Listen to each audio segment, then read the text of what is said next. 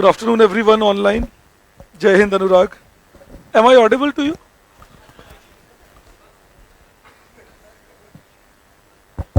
हाँ क्या सर है ना Mic is an issue every day now.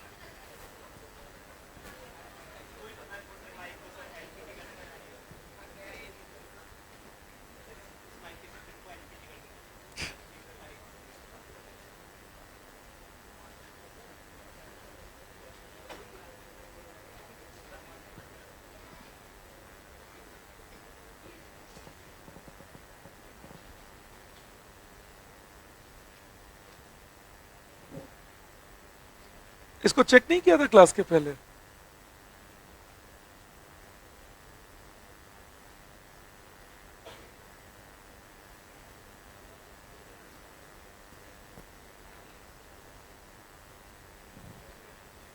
You check how long am I audible to you. Let's see. I hope I am.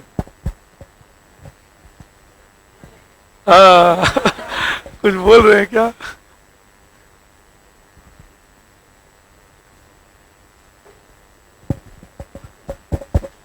Check it.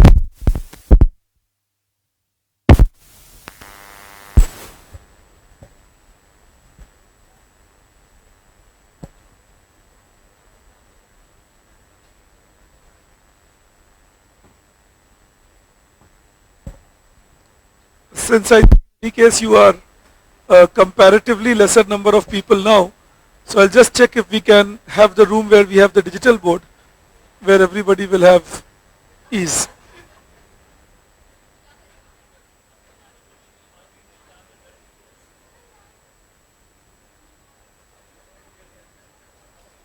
Makes my life easy to write. I hope now it's audible, I'm sure. Alright, अब जिसको audible नहीं है वापस ENT वाली बात. Let's get going. There was one thing I thought I would tell you so that you don't have any confusion in the mind. Uh, there are few topics that I ask you in the test, and hence I am not discussing it right now. Topics like food processing and topics like energy, oil, gas, things like NELP, HELP and all that. Those things I am not discussing now. It's in your notes actually, so I am telling you. Or topics like roadways, railways, etc. We have not seen many questions from here. Rather, if you ask me, we have not seen any questions from here except from energy. But I will be covering them with the test, so it will be covered. So don't think it will not be covered. It will be covered, but it's just that just now I am not putting it. Even people who are appearing in Indian Economic Services, I will be covering it in your test. That is what I am beginning from 15th March with. So it will be covered, the topics will be done, but I just let you know, because if you see them in the notes and if you see that sir did not do it, you would feel sir expects us to do it on our own. No, I don't expect you to do them on your own. I will be giving you my inputs, but I'll tell you why every year I plan it in the test for optional people. Infrastructure, energy, these are sectors, even food processing, which have been very dynamic. They keep changing, new schemes keep coming. So when I put it in the test, during the test discussion, it allows me to give you a detailed discussion, even the new changes that have happened. Alright, so those topics I will be covering. Right now, I am not discussing them only because they will be in the test. So right now, today we will start off with our discussion on why we did not have industrial-led growth in India. And we will discuss also as to why Indian exports have picked up in the last few years and what is the future for Indian exports. Alright, these are the two things we will discuss today, covering on the industrial structure of India. And then we will be discussing, there is one more thing that I will cover with you in the test, which at the moment I am deliberately again avoiding. That is the industrial trend discussion. Alright, industrial trend discussion as in the way we discussed it 51 to 91. Which industries grew how much was the consumer good industry development, capital goods industry development. So that discussion also I'll do with you through the test series. Again, mainly because by then we will have much more latest data. So I'm just waiting for that. But we will be discussing it, I again repeat, so do not think that they will not be discussed. Right now, I'll be discussing with you industry and exports, and then hopefully we should finish it today. I'll begin with agriculture. initially I was trying my best to finish it before Holi, but I just might need a couple of classes more after Holi. Alright, believe me, I was trying a lot that let's get over before Holi.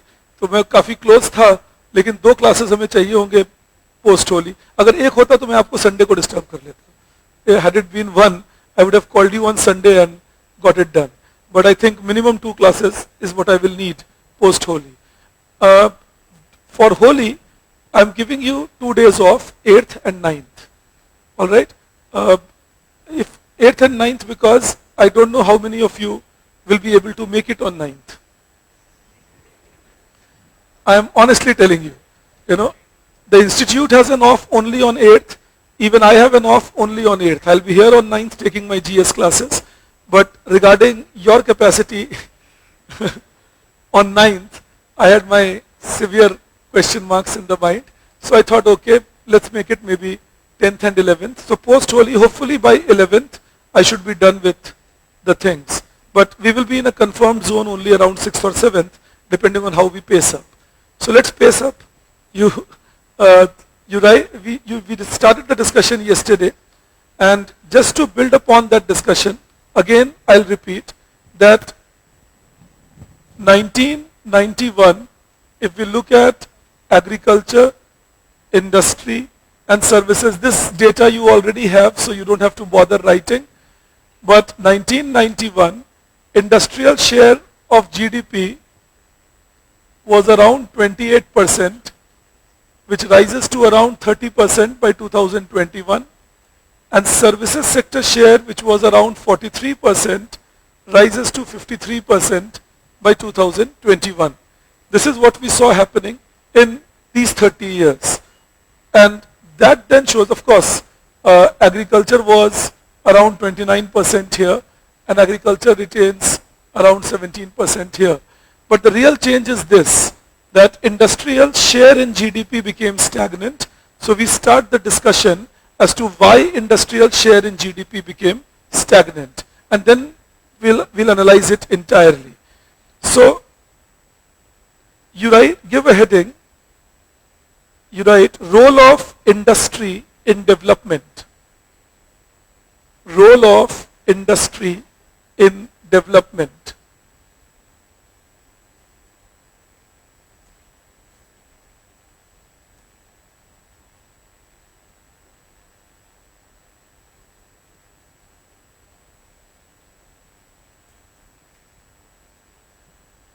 And you write there, right, role of industry in development. And you write there,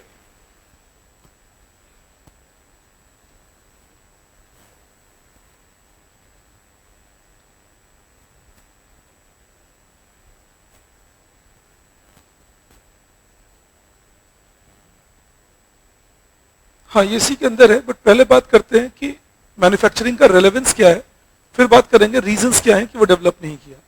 so it's all with in the same discussion. जब तुम भी अपने answer framework बनाओगे, तुम्हें introduction यही लिखना पड़ेगा या कंक्लूजन, दोनों में से जहां तुमने आंसर बनाया, कि चूज करना पड़ेगा कि मैन्युफैक्चरिंग रेलेवेंट क्यों है, what is the relevance of manufacturing, and then you will have to come to how manufacturing has not yet picked up in India. And we will use the term industry, but we know that manufacturing is the one which dominates industry. Like industry is manufacturing, mining, electricity, gas, water supply, and construction. But then manufacturing is the dominant point there. Okay, you write the first one, then first point, and you can borrow a few things here. There's a role of industry in manufacturing in development or industry in development. अगर तुम्हें याद हो, we have had a talk earlier while I was teaching you international economics about why industrialization is important for a developing country. All right, I know right now it's not easy to recall, but you can go back to your international economics notes and you will see that why industries are important. Like why developing countries should either follow export-oriented industrialization or import substituting industrialization. So that kind of a question we had discussed earlier. तो जो आज लिखवा रहा हूँ, उनको वहाँ से भी कुछ चीजें तुम पिक करके रख सकते हो. So you write there, First point, industry is more employment intensive.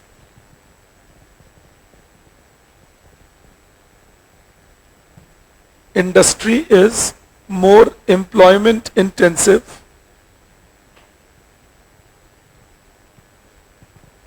due to which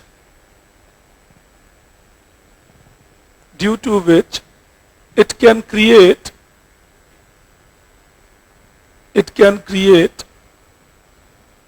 more employment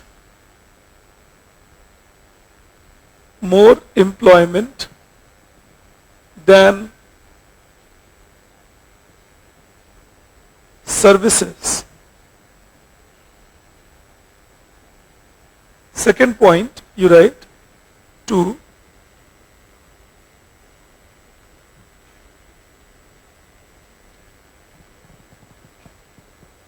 High industrial growth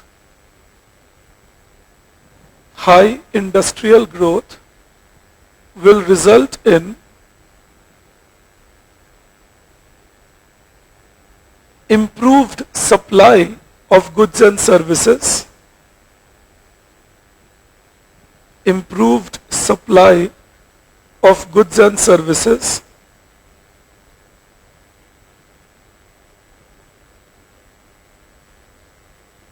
due to which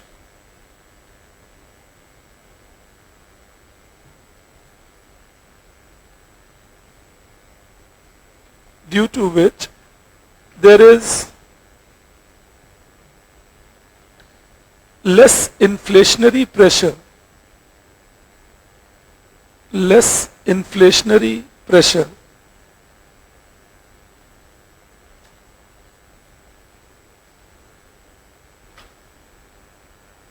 Third, I hope the second point explains itself. See, most of the points that now we will discuss in the next coming 4 or 5 classes, barring maybe points on poverty, inequality, unemployment, most of those points I have covered with you in a lot of talk that I have done with you all these months. So if by chance I still talk and you don't get me, you can always ask me. That's always allowed. That's allowed forever. But but I'll be presuming few things that these talks we have done, so you would be knowing. Alright, but believe me, अभी जो आगे भी agriculture में भी कुछ बातें होंगी. Many talks we have done. Also, please learn to coordinate agriculture with pre-91. In pre-91 agriculture, we had covered few things, so obviously I won't go back to it. They are also there in the notes, so that you can cover. And then the post-91 agriculture, the main topic. So again, within them, role of investment and all we had covered. So main focus will be on agricultural subsidy and way forward, like how to double farmers' income and all. So I'm picking it up like that. I'm teaching you just to, or telling you this, so that you can also know how to connect. That, okay, this has been asked, and how do we connect to what has been done? So that ways. Okay, let's see this. You write, third point, it reduces the requirement of imports. It reduces the requirement of imports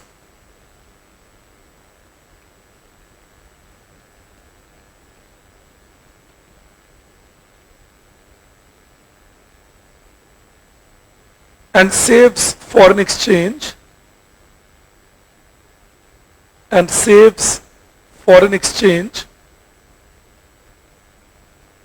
comma, it can also increase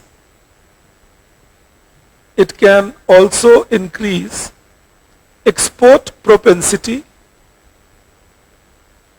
It can also increase export propensity and earn foreign exchange reserves. Earn foreign exchange reserves. Just go back to the talk I did with you few days back. I think day before itself or yesterday. I've lost count, so you bear with me. But we were talking about why China's BOP situation is much more resilient, because they are export-led. You see that? So that is the idea, that as your manufacturing develops, export orientation becomes higher. And we are talking Indian context here. ये जो बातें हो रही हैं, ये India के context में हो रही हैं.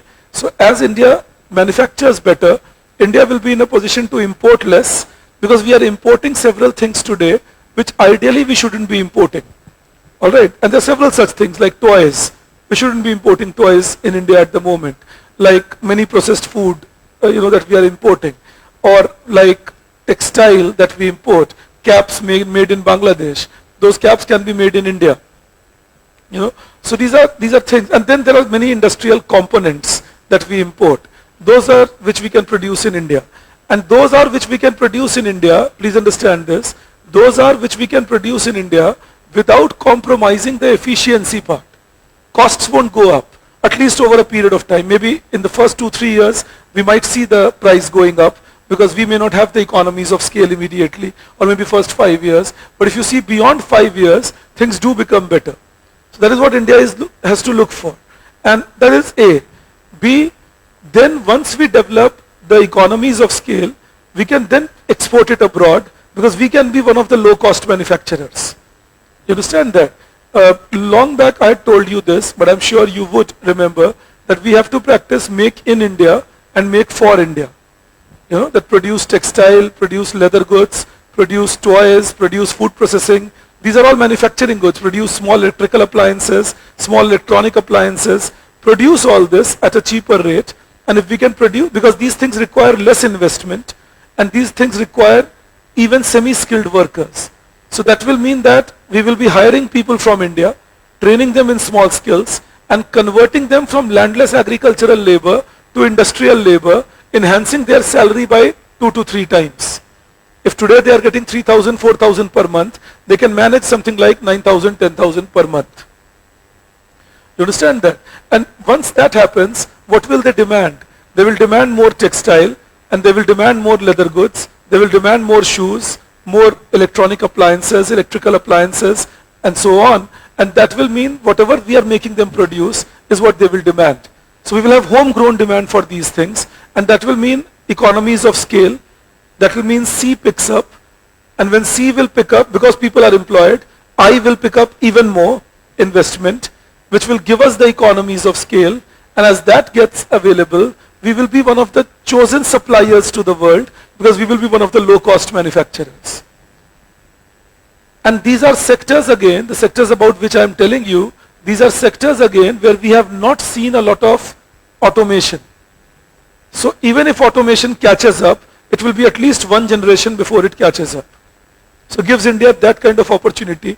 And this is kind of once in a lifetime. It has occurred once. Next 20 years are crucial. If we do that, we'll do well. And that's manufacturing for us. So it earns us export income, it creates consumption possibility, promotes investment, and gives business to services too. So that has to be the idea that India can work for. Bottoms up approach, targeting people who are in the lower end of the spectrum. They are the cheaper laborers, and that can be used for developing the economy. And that is the relevance of manufacturing in India. You cannot transition 45% people from agriculture to industry, to services straight away, workforce.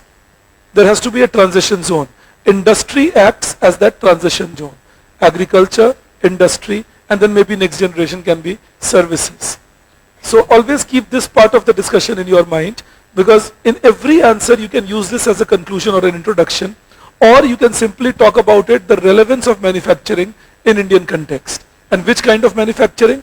Of course, the bigger commodities and upper end commodities are important, but what's equally important is lower end big commodities. Why are they important? The Chinese are vacating this space big time. Imagine our exports of textile is $37 billion. Chinese are exporting $182 billion. That's a big bear market, and Chinese are vacating it now. Same thing applies on our export of engineering goods. Our exports of engineering goods is $52 billion, $52 billion. Chinese export of engineering goods is $782 billion. And again, Chinese are vacating this space. तो Chinese अब service sector में जा रहे हैं ज़्यादा, upper end production में जा रहे हैं, ये vacate होगा space, किसी को तो fill करना है इसे, तो हम होने चाहिए, मेरा ये हमेशा मानना होता है, that we should be the ones filling it up. And for that, this whole discussion for the next 1 hour is what I am doing with you. That what are the challenges and how we can achieve it, what are the benefits, what is the structural reform idea. And please connect it to a talk I had done with you in India before 91 of cyclical reforms and structural part. Alright, ये पुराने जमाने की बातें हो गई, लेकिन वहां मैंने आपके साथ बातें की थी. Cyclical management is fiscal monetary policy, boom, recession, that management, and that is demand side management. Supply side management is structure. What is your capability to sell, to produce? You understand that? That is supply side management of things. तुम ऐसे सोच के देखो, आप physical expansion कर लो, monetary expansion कर लो, लेकिन अगर इकोनॉमी अपने नेचुरल रेट ऑफ ग्रोथ के आगे गया तो ओवरहीट होगा ना. So physical expansion and monetary expansion giving you growth has a limited scope till your natural rate of employment. But if you do structural reforms, and I teach you all that, मैं बस prologue बना रहा हूं, nothing else. मैं तुम्हें पढ़ाऊंगा ये फिर आगे, अभी अगले 1 घंटे इसी को डिस्कस करेंगे. पर सोचो अगर स्ट्रक्चरल रिफॉर्म्स कर लें, if we do structural reforms like land reforms, land market reforms, labor market reforms, credit market reforms, ease of doing business reforms, intellectual property right reforms, training of workers, government rules and regulation reforms. If we do all that, environmental sector reforms, if we do all that, that enhances our capacity to produce. And that is the key to understand. तुम सोच के देखो, 1991 में एक gulf war हुआ और हम सड़क पे आ गए. There was a Gulf War and we were gone. We had a crisis. 2008, there is an entire subprime crisis. We don't have a crisis. 2020, there's an entire global pandemic and a crisis all over. We don't get it. But our nearby neighbors whose structure was weak, they're struggling. That's structure. If the structure is good, then you don't struggle even in adverse situation. Now India's structure has improved compared to 1991, but our structure will need much more improvement compared to where we are today.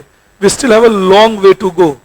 That is why when people talk, in fact today morning also I had a decent enough debate with a decent friend of mine, happens to be my wife too, but morning we were having a debate. She favors universal basic income a lot. I favor universal basic employment a lot. That in India kind of a country, why don't we employ people? Give people for free things and you are spoiling a whole generation because you have not even educated them. तो उनको ये भी नहीं पता कि free में मिल क्या रहा है, बस फ्री में मिल रहा है, उसमें खुश है.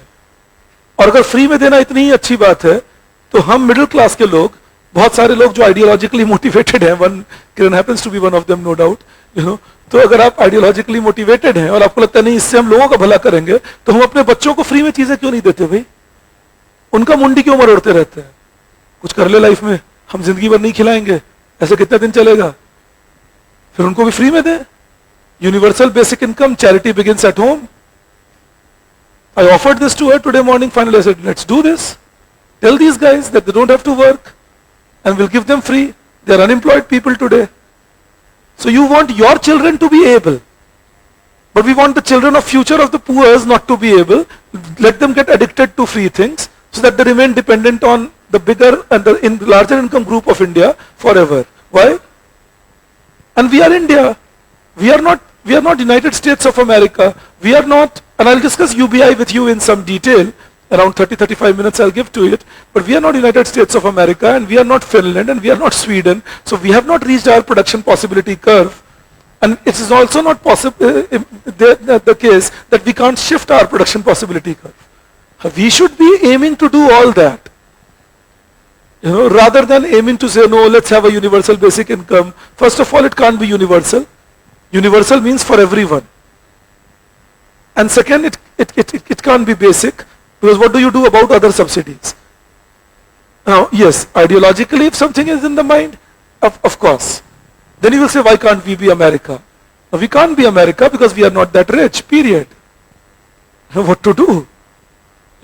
Get rich and be an America or be a Europe. तो हम उतने अमीर नहीं हैं, ये हमें इंडिया को समझना है. हमारे यहाँ लोग बात करने लगते हैं, let's give universal basic income, let's uplift our poors by giving them free money which will induce them to work. Go back to your village, because many people unfortunately in India have never gone to their villages also now. The coming generation is filled with that, yours and mine. उनमें बहुत लोग हैं जो गांव नहीं देखे life में, ऐसे बहुत सारे लोग हैं, और मैं किसी डिसरिस्पेक्ट से नहीं बोल रहा, लेकिन जब वो देखे ही नहीं तो उनको पता ही नहीं कि वहां की प्रवृत्ति क्या है. What is the mindset of a village? They have never seen it, they don't know. So the mindset of the village is you give even food for free and you will have half of the people not working. We have already seen that in the declining women workforce in our village, where women have stopped working with the free food program. We just got to go to the village to see that happening. So that is my limited point to you, that please keep these things in mind and let's plan India. We are us. We are not Americans and we don't want to be. Why should we be America? We'll be better than them over the next few years. But let's plan India. I repeat again. So universal basic income kind of thing, let's take the feasibility, and I'll teach you that. It's a little premature. It just happened because I was trying to teach you that that is the relevance of industry in India. It creates employment. And if you create employment for people, you are telling them, look, I'm giving you a job, why don't you work? Why do you need free money? So give people job, give people training, rather than telling them free money. And again I repeat, those who say, no, hang on, we need to give people free money, they don't give their children free money. But ideologically they say, let's give free money. I mean, give our children free money. Tell them, beta, तुम्हारे लिए तो मैंने कमा दिया है, चिंता की कोई बात नहीं है, तुम दुनिया एक्सप्लोर करो. मैंने एक दिन अपने छोटे बेटे को ये बोल दिया तो मेरे वाइफ गुस्सा हो गए थे. बोले तुम बिगाड़ रहे हो. You're spoiling this kid. I told him that. I said, hang on, if you don't want to do a work, it's your choice. I'm planning to create a charity after I am gone. I will register you in the charity. And you will have a decent life. I was seriously telling him this. Because I have these serious plans back of my mind. That I will not give them any inheritance at all. But there will be a charity planned with whatever I will be able to earn till I die. And then we can maybe let that charity do some good work of education, feeding and so on. But point is that once I say that, then the parental attitude comes in and says, no, hang on, why are you telling him he'll get for free? I said, I'm just telling him he can live in a low-level equilibrium. Have low aspirations and live forever. There's so many people in India who are doing that. Their aspirations are low and they're saying, okay, hang on, give me what you give me, but don't make me work. But do we want that country? The larger question is that. And if we don't want that country, because we don't want that family, then what are we doing and what kind of people are we? Becomes a larger question. Some people say, what about the very poor in India?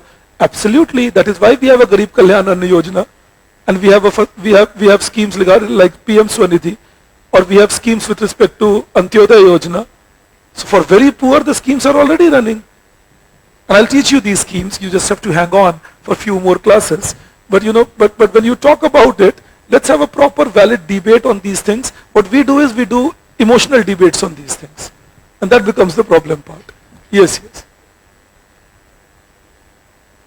Like they're gradually upgrading themselves. Yeah.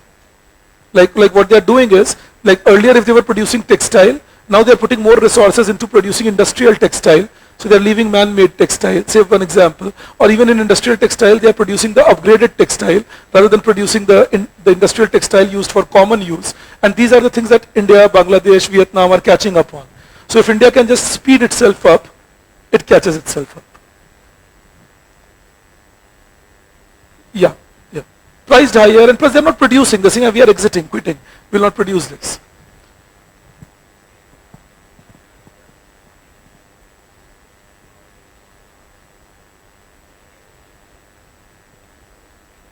English will not be important for writing a software anymore, no? We have softwares which can do conversion of language very easily. Available at my place also. I listen to Korean songs, and sometimes for fun I convert them into Hindi. But Chinese are far ahead now. I mean, when you say they don't know English, it's no more a hindrance. It's like Japanese don't know English.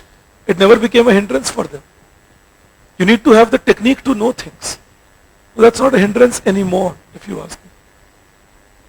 क्योंकि वो तुम visualise नहीं कर पा रहे हो ना. हर आदमी कॉल सेंटर में ऑर्डर लेने वाला आदमी थोड़ी बनेगा.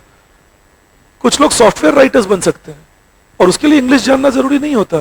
तुम इंडिया के, with due respect, no offences meant, but तुम इंडिया के कुछ लोगों को देखना जो अमेरिका में काम कर रहे हैं, उनको इंग्लिश नहीं आती, टूटी फूटी कुछ बोल रहे हैं. एक एग्जांपल तुम्हें देता हूं ऐसे, चूंकि तुम्हें कन्विंस करने के लिए. that was the whole idea when they made a movie called English Winglish. Sridevi ji was in it, and there was a character in that, an Andhra Pradesh fellow who was trying to learn English, but he was a software engineer working in America. You see that, there's so many, and I have seen many of them firsthand. That when it comes to English, उनकी हाथ बहुत tight है. No, you are mistaken. You know, they have trained 8 million people per annum is what they are training in English now. Those guys learn very quick. They know that this has to be done. You know, that is what they have done. Almost 8 million per annum. In the last 5-6 years, this has been a continuous program in China. All right.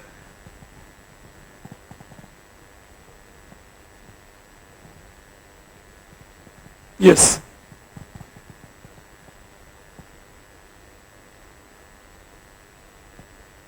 No.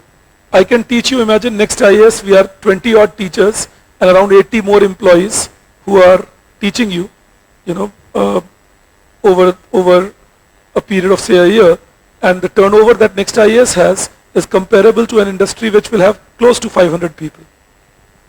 Services are that. There can be 4 people working on a software and they can be running quite an empire. So services does that. So services is not only restaurants and tourism, no? So services, when you look at actual high value creating services, they are education, healthcare, software development, banking, finance, and they are not as employment intensive as what even a medium scale industrialization would do. Alright, that kind of a thing. Okay, let's see this then. So please keep these discussions in mind that I keep doing with you, because it will help me build things up gradually. 4th point, you write, industrial development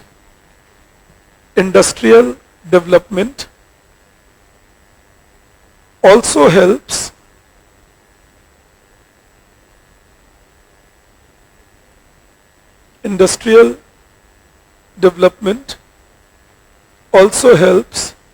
in promoting research and development,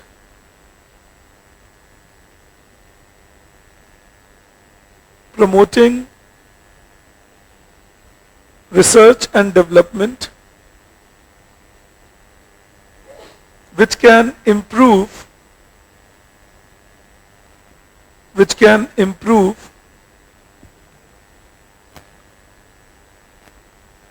an economy's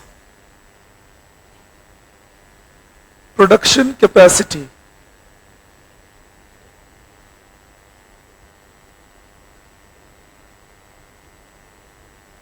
Next, you write, and when I say improve an economy's production capacity, improve is the word I am using, quality is the word here. It's not the quantity of production alone, it's the quality of production. When we say quality of production, that implies we are talking about high value goods. Alright, so it's the quality of production, high value goods. Alright, say an Apple iPhone manufactured in India. And that's what some people say. Oh, Apple is manufacturing in India, and Apple is manufacturing in India, but the value addition is only 10%, 90% value has been added elsewhere. Agreed. Let's say they're adding only 10% value in India. Let's say the iPhone is of 1 lakh rupees. So they are creating effectively only 10,000 rupees in India. And what when they manufacture 1 crore phones in India? Then how much money gets created? So, you know, we have criticism in our DNA, that we don't think a little bit in detail and don't realize the total impact. You know, अरे ये तो कोई बड़ी बात नहीं है, 10% ही बना रहे हैं, 10% बना रहे हैं, 1 करोड़ फोन बना रहे हैं, 2 करोड़ फोन बना रहे हैं. जब ऐसी बात बनने लगती है, ऑलरेडी बनने लग गया है अभी. Apple has produced more than 10 million already. तो जब वो लेवल पे आप पहुंचने लगते हैं, तो 10% वैल्यू ऐड कीजिए और सोचिए टोटल वैल्यू कितना ऐड हो रहा है. और ऑल्टरनेटिव क्या है कि एप्पल चाइना में रहे. तो मैं बोल रहा हूं Apple will not be allowed in India till they don't manufacture at least 50% in India. And Apple says, I don't know the Indian market, so I'm not confident about manufacturing 50% in India, but I'm confident I can manufacture 10% in India. And now you create a catch-22 stalemate, that we won't allow them till they don't make 50%, and they won't come in till they know my country. That is what we had been doing for the last so many years. Amazing thinking. You know, they should produce everything in my country. Who produces everything in one country in today's world? Krugman gave a theory regarding that 20 years back, got a Nobel Prize 14 years back. So we should be intelligent enough to know that everything won't be produced in my country. So we should try becoming a global value chain networking system rather than anything else. So keep that in mind.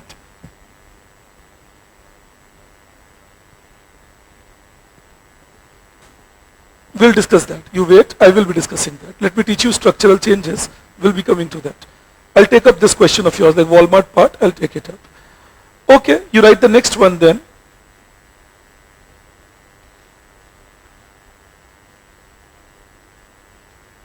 Industrial development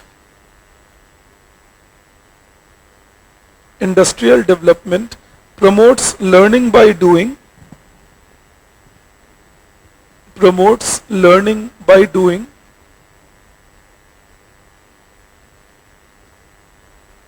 and therefore improves labor efficiency.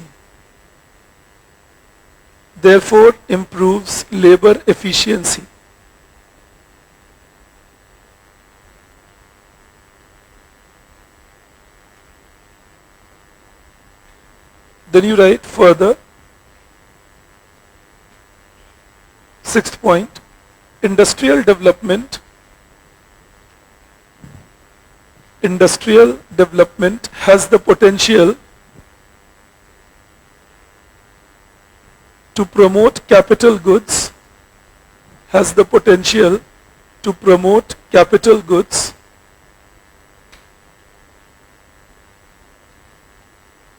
which results in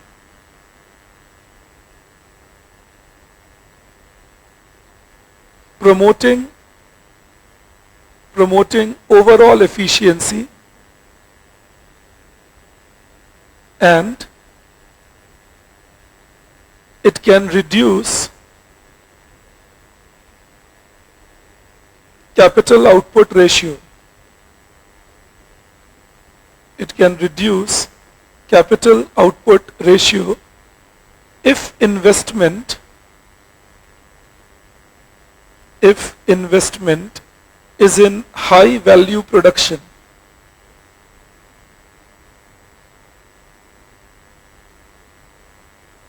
So remember, it's the value that capital creates. When you say capital output ratio, it's not the amount, it's the value that capital creates. If you can produce high value goods, high value investment, then I can invest 1 unit of capital, say 10 rupees, and that can create high value product, say 50 rupees rather than 20 rupees, and that improves capital output ratio. Alright, that is the aspect here. Then you write below that, steps taken by the government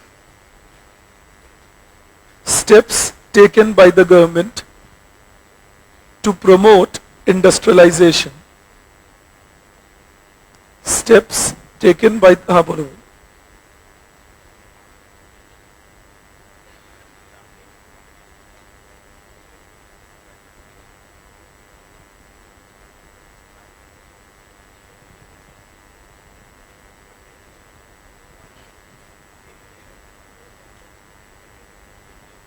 एक बात सोच के देखो, गांव में 20 साल पहले लड़कियां जीन्स पहनती थी? नहीं, खैर तुम बोलोगे सर मुझे क्या पता, मैं तो खुद ही छोटा था। तो मेरी बात मान लो, नहीं पहनती थी, आज पहनने लगी। ये स्ट्रक्चर बदलता है इनकम बढ़ने के साथ। हाँ, वही तो मैं कह रहा हूं कि क्वालिटी ऑफ प्रोडक्शन इंप्रूव होता जाएगा जैसे इंडस्ट्रियल डेवलपमेंट बढ़ता जाएगा। जिस क्वालिटी के कपड़े हम आज पहनते हैं ना, 30 साल पहले जब मैं ऑलमोस्ट तुम्हारी एज का रहा होऊंगा, सोच नहीं सकता था कि ऐसे कपड़े इंडिया में मिलेंगे। तो ये बदलाव है, ये होता ही है। जैसे तुम्हारा इंडस्ट्रियल ग्रोथ होगा, इकोनॉमिक ग्रोथ होगा, आपके लिविंग स्टैंडर्ड, सोचने का तरीका, एक्सेप्टेंस सब बदलता है। तो ये कह रहा हूं, ये स्ट्रक्चर वैसा नहीं रहेगा जैसा था। अब तो खाप के मीट में भी डीजे बजते देखा मैंने। सोच ही नहीं सकते थे ऐसा जब 25 साल पहले चले जाए। तो ये बदलाव आ रहे हैं अब धीरे धीरे। सो ऐसे ये मजाक में कह रहा था, आखिरी बात वैसे देखा है मैंने, इसीलिए कह रहा हूं। हाँ।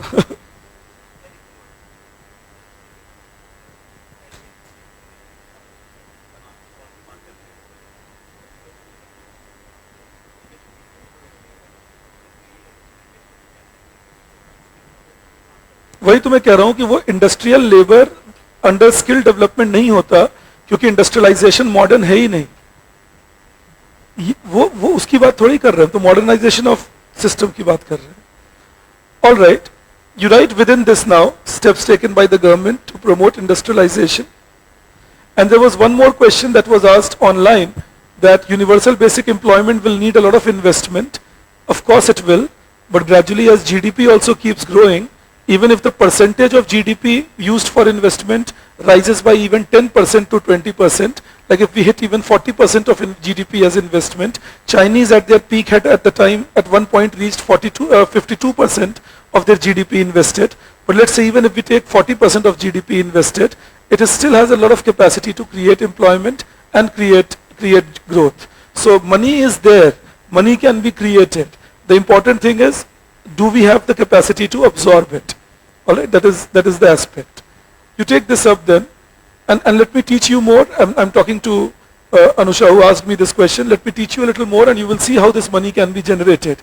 Right now India is far behind the curve, far behind when it comes to talking about output production in industry.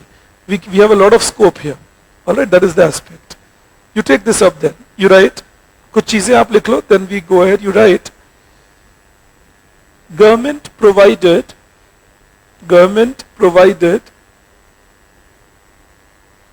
national manufacturing policy,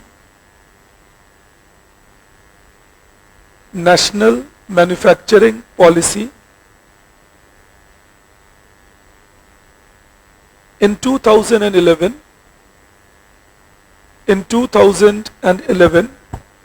with the objectives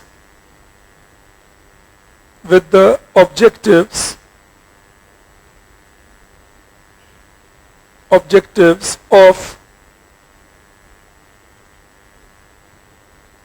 increasing the share of manufacturing, mind you, not industry but manufacturing. All right, like if I can tell you, 1991, the share of manufacturing, in bracket I'm writing the share of manufacturing, the share of manufacturing was around 11% of GDP. 2011, the share of manufacturing was 12% of GDP, and 2021, the share of manufacturing is 14% of GDP. This is the stumbling block. This got to grow, and the real reason is our lack of focus on this sector. We talk a lot about this sector, we speak a lot, policies are made, every time we come up with an industrial policy, but the implementation and the real reforms we need to develop them, they become the missing link at the moment. All right, so that is the stumbling block for India, that this share is not good. If you look at Chinese share of manufacturing, around 47% of their GDP is manufacturing today, and 56% of their GDP is industry. So they are the manufacturers to the world because of that. And imagine their GDP is already $16 trillion. So the share of manufacturing 47% means that almost $7.5 trillion is what they are manufacturing. Now imagine $7.5 trillion is 2.5 times our entire GDP. And that is what they manufacture. So that is the race we are in at the moment, if you ask me, and we got to grace up hard on that. All right. No, this is total percentage of GDP. Like this all is manufacturing as a percent of GDP.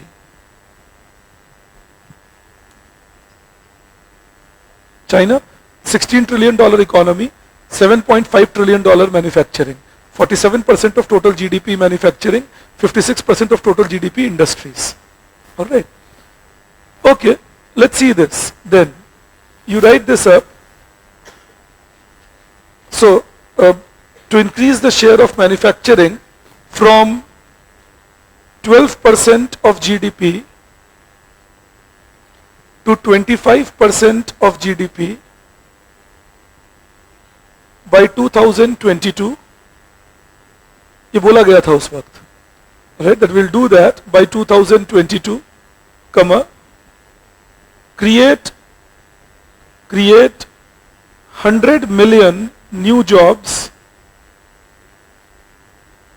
100 million new jobs in manufacturing. And पूरा हिसाब किताब दिए थे. उन्होंने बोला in the next 10 years 200 million people will enter the workforce, out of which we will absorb 100 million in manufacturing. That's the part I'm trying to tell you, that these plans are great, but imagine if you don't achieve them, then they throw you back. It's like this. See, it's a timeline that today I am here 2011, so I plan I will achieve this much by 2016.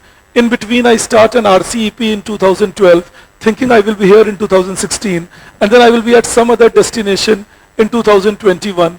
By then the RCEP will be completed. I will be in a position to join RCEP. But now comes a problem. I'm neither here nor here where I wanted. Now this RCEP gets disturbed.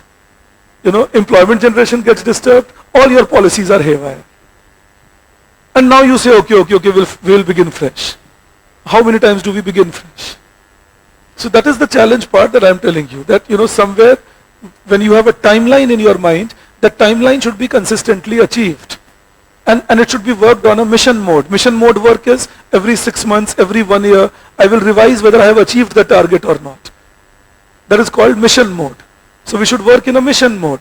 That every 6 months, every 1 year, every 8, 9 months, there will be a revision, there will be a meet, this has happened or not. You see Ministry of Road Transport and Highways doing it, they are achieving their targets on time and many times overachieving it.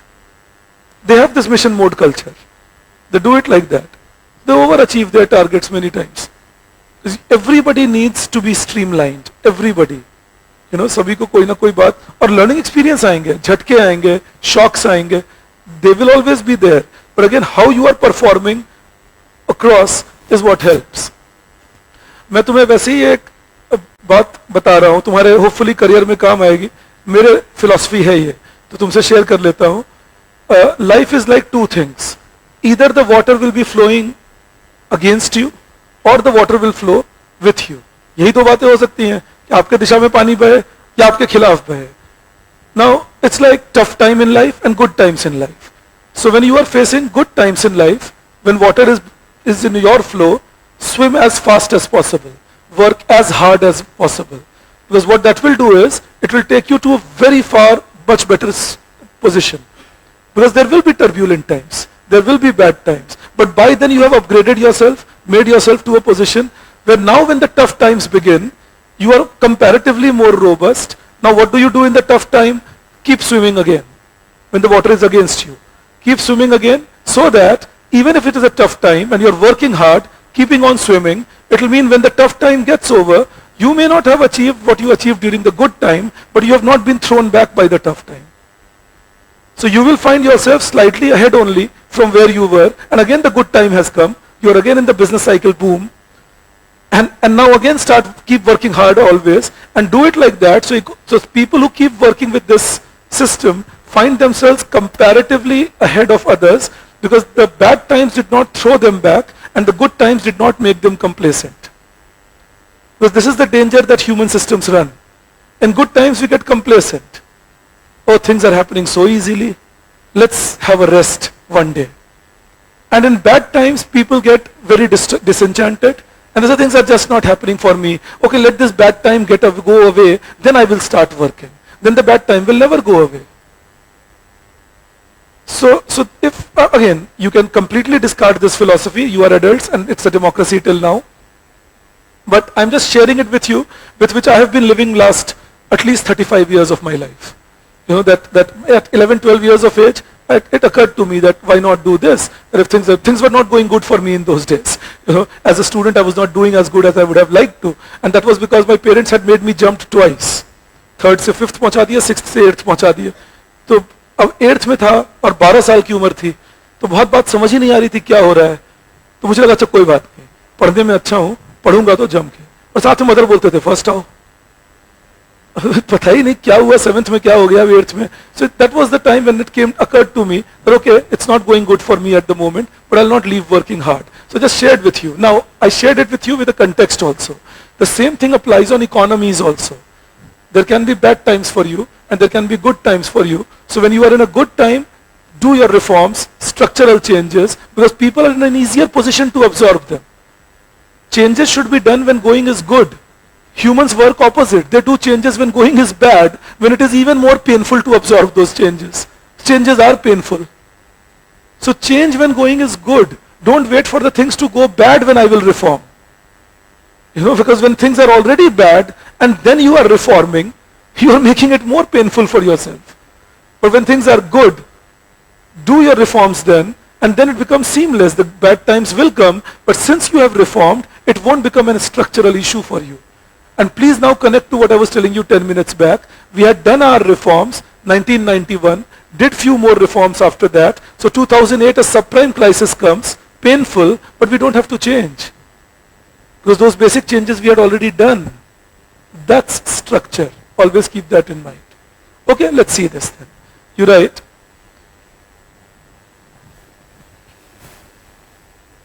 you wrote 100 million new jobs. Put a comma. Training of the workers. Training of the workers to promote their absorption in industry. To promote their absorption in industry. And increasing technological coefficient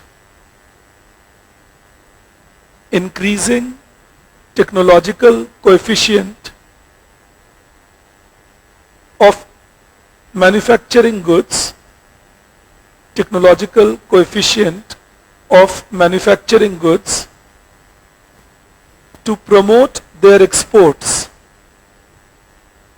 Technological coefficient of manufacturing goods to promote their exports.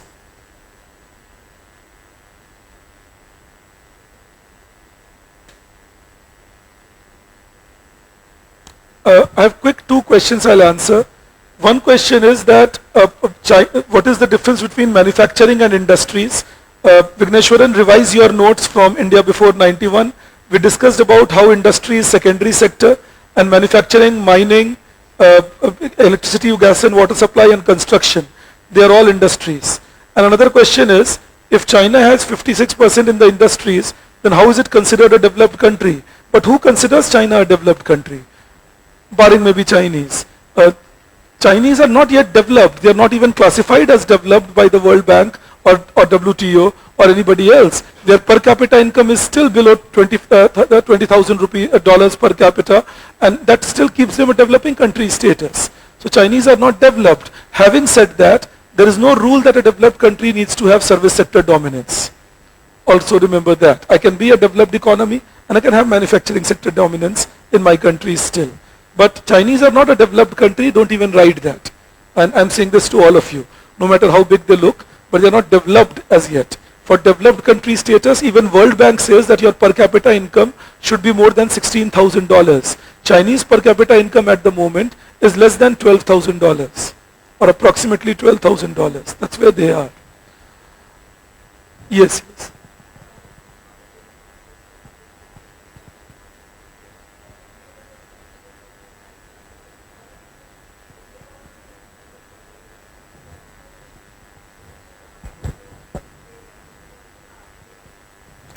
Imagine if that would have been true, then there should have been no crisis in India in 1991. But then rupee was depreciating 2008 too, and BOP could have gone into a crisis. But why didn't it go? Because we had enough foreign exchange reserves. And why did we have enough foreign exchange reserves? You see? Because of the reforms we had done. You understand that? Why didn't we face a problem of capital outflow? Because the world was invested in us. They knew that this country will grow better. So if you ask me, it was not because of informalization. Plus, Indian banking was much more robust in 2008 than it was in 1991. I mean, one big reason of 1991 crisis was that no money was coming to India. And that didn't happen in 2008. I mean, people didn't go out of India big time. And those who went over came back. So that is resilience of the economy. And same thing applies in 2021. And I would be interested in knowing that what those same set of people would have to say about 2021. Because somehow there is a group in India which doesn't want to give credit to reforms. Because that's antithetical to their ideology. But reforms have done good for us in that sense. In fact, 2008 we were having more dangers, because in 1991 at least there was a capital account restriction, but 2008 there was partial capital account convertibility. There's a lot of money that had come into India. So ideally they should have left us, entirely. But that was not happening. So that was the resilience that we were showing. The macroeconomic fundamentals were pretty good. Our fiscal deficit was low, current account deficit was low, inflation levels were not very high. So the world investors or systems look at that. How is this country performing overall? And then our foreign exchange reserves were much higher than what they were in 1991. And that's the fundamental I was talking about. All right, then you take this up further.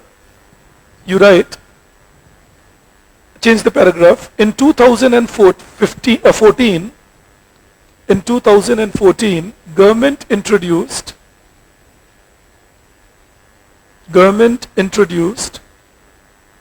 Make in India program,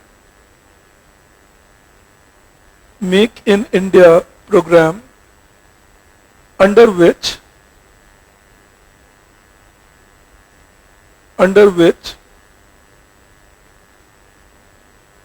25 industries were selected.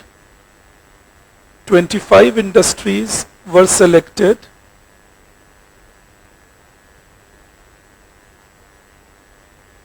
for policy focus,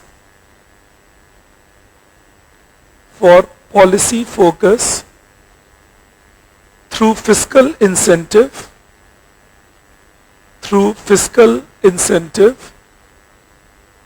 I can believe you understand fiscal incentive, giving them subsidies, taking them less taxes from them, that is fiscal incentive. So fiscal incentive, marketing support,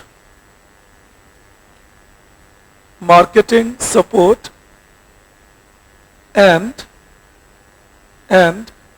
R&D support, research and development support. R&D support. In the same thing, you write,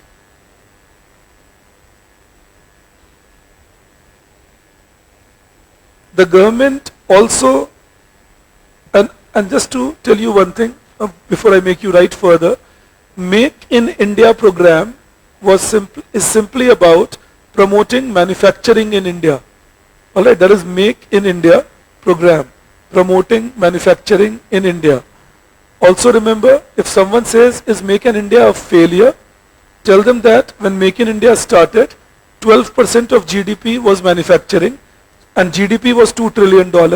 So 12% of that was around $24 billion. Now post Make in India, $240 billion. Now post Make in India, in the last 8 years, GDP has become $3 trillion, a little above that. Manufacturing is 14% of that. Now that's $420 billion. So manufacturing has grown, albeit it may not be at the pace at which we had expected it to be. But given the recent momentum with production-linked incentive, or with Mitra kind of scheme in textiles, for mega food park schemes, it's possible that it is seen that manufacturing has bigger scope today, as 7-8 years have gone by in developing the basic work needed to promote manufacturing incentives in India, but structural reforms needed have still not been completed. So make an answer like that many things are waiting, but saying it's a failure, again remember, failure are extreme words. Avoid that. These things can be asked in interview actually. So the test, that are you also saying, yeah sir, it's a failure, nothing has worked. No, it's not that successful, no doubt, as it was expected, but then we have seen some basic growth, which is encouraging, and the last few years have shown some better growth. Yes, unless we don't do good structural reforms entirely, Make in India will not be fully successful. Alright, that kind of approach you can take. Okay, let's see this then. You write? No, not at all. Had Make in India been a part of deglobalization, we wouldn't have talked about allowing FDI in India so leniently as we have done. We also wouldn't be talking about export-oriented growth as we are talking. So Yes. Yeah, I said that. Apart from that also, we are only saying that India should become an important part of global value chain, which I think India deserves to be. Alright, so the focus has to be there. Some people are saying it's about make for America, but we are exporting not even $100 billion to America at the moment. Like American share of commodity exports is 16%. India's commodity export is $427 billion. So by that account, the total export to America is $80 billion out of a total production of manufacturing of $420 billion. So out of total manufacturing that we do, not even 20% is sold to Americans. So if somebody says make for America, I think it's a jibe. Not correct. All right, let's see this. Yes, yes. Both.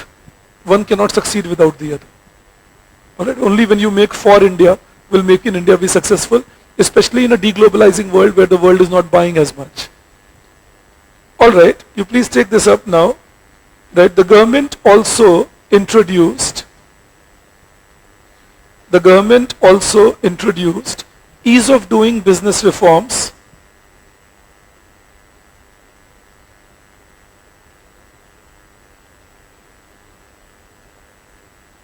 and programs like Startup India, ease of doing business reforms and programs like Startup India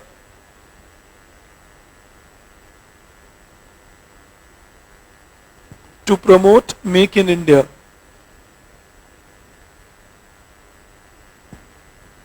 To promote Make in India. Then you write steps taken by the government to promote Make in India. Steps taken by government to promote Make in India.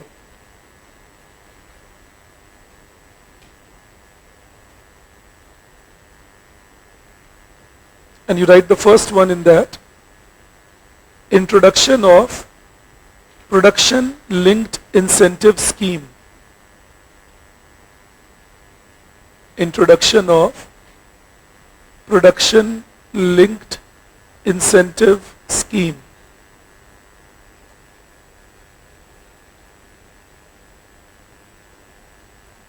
You write down few things and I explain it to you. You write, the scheme was introduced. The scheme was introduced with Atmanirbhar Bharat announcements. The scheme was introduced with Atmanirbhar Bharat announcements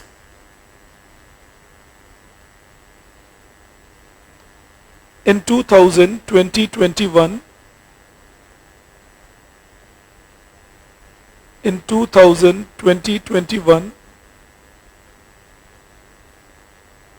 in 3 industries. In 3 industries. They were electronic goods,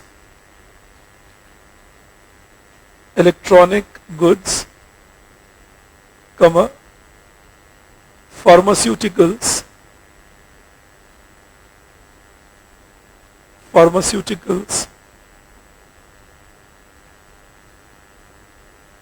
comma, sorry, don't put a comma, you write and automobile.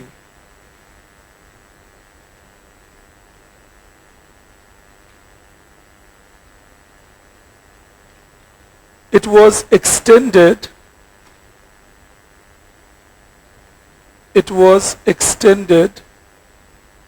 to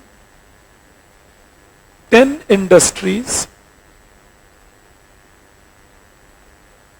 10 industries in the same year, full stop. It has been extended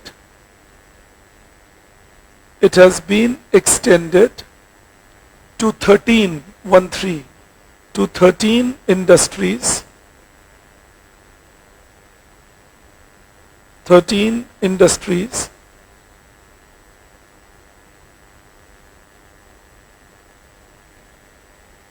in 2021-22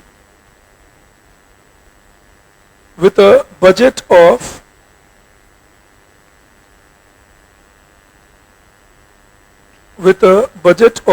rupees 1.97 trillion, with a budget of rupees 1.97 trillion.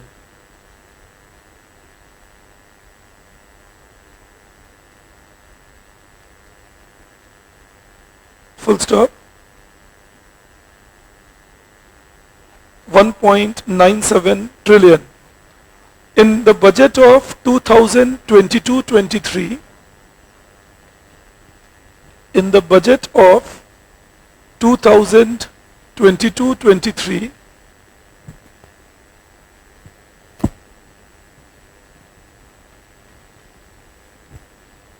drone industry was added. Drone industry was added as 14th industry,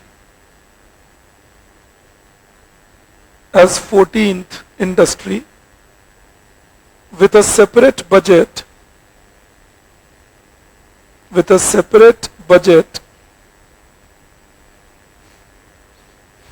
of rupees 361 crore.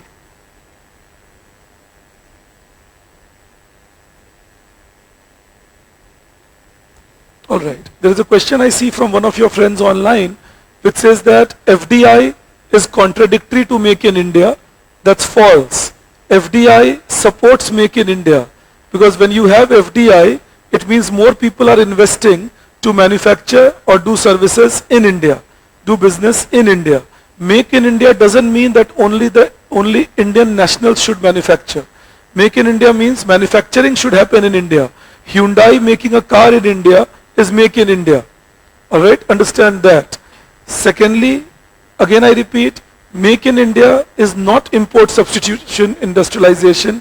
Please go back to a class discussion I have already done with you, so I will not be repeating it. And even just now I did it when I was answering a question, that why Atmanirbhar Bharat is not the pre-91 concept. Alright, always keep that in mind. These are important things, and that's why I talk to you always in the class on these and expect you to be alive when I'm talking these things to you. Atmanirbhar Bharat is not pre-91 concept because A, the import duty today is 15% average, while pre-91 it was 150% average. B, Atmanirbhar Bharat allows for FDI flows into India, FII flows into India. Pre-91 we did not allow these in India. Alright. C, Atmanirbhar Bharat believes in making India a part of global value chain, targets promoting exports from India, while pre-91 we were not export oriented. So there are several differences. कोई बात सिर्फ अखबार ने लिखी इसीलिए वो सत्य नहीं होगा, वो ब्रह्म वाक्य नहीं है. मैं भी ब्रह्मा इस क्लास में ही हूं बस. इसके बाहर नहीं हो सकता. तो इसीलिए so you have to understand that when people write it in newspaper, what's the difference? Atmanirbhar Bharat is like pre-91. Apply yourself. What was India pre-91 and what is India today, and what is Atmanirbhar Bharat talking about? So even in production linked incentive schemes, we are never saying that we will only allow Indian companies to do production linked incentive. Even an Apple can get a production linked incentive, and even a Samsung is getting a production linked incentive. So it's for everyone. So that is how it is neither import substituting nor inward looking. Alright, please keep that conceptually very clearly in your mind, because as economics student, you guys will be probed on all this. They will check if your concepts on these are clear or not. Alright, now let's see this again. So when we talk on this, सबसे पहले समझना ये, the PLI scheme can work like this. Suppose there is a company, Samsung, और ये मैं सत्य घटनाओं पे आधारित बात आपको बता रहा हूँ. They come into India and government gives them a sales target of 15,600 crore. Sales target, not production target. Entire production should have happened in India. Sales can happen anywhere, within India or exports. So it gives them a sales target of 15,600 crore. Entire production in India, of course. I mean, it's not allowed that they can manufacture elsewhere. Just bring here, assemble and sell in India. That's not allowed. All right. So entire production within India. Now, the government says, if the firm meets the target in next 5 years, then they will be compensated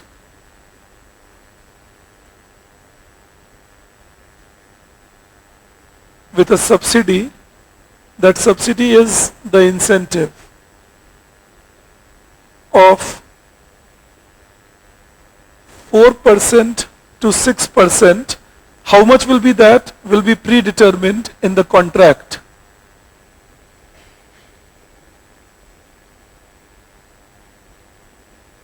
Predetermined in contract of their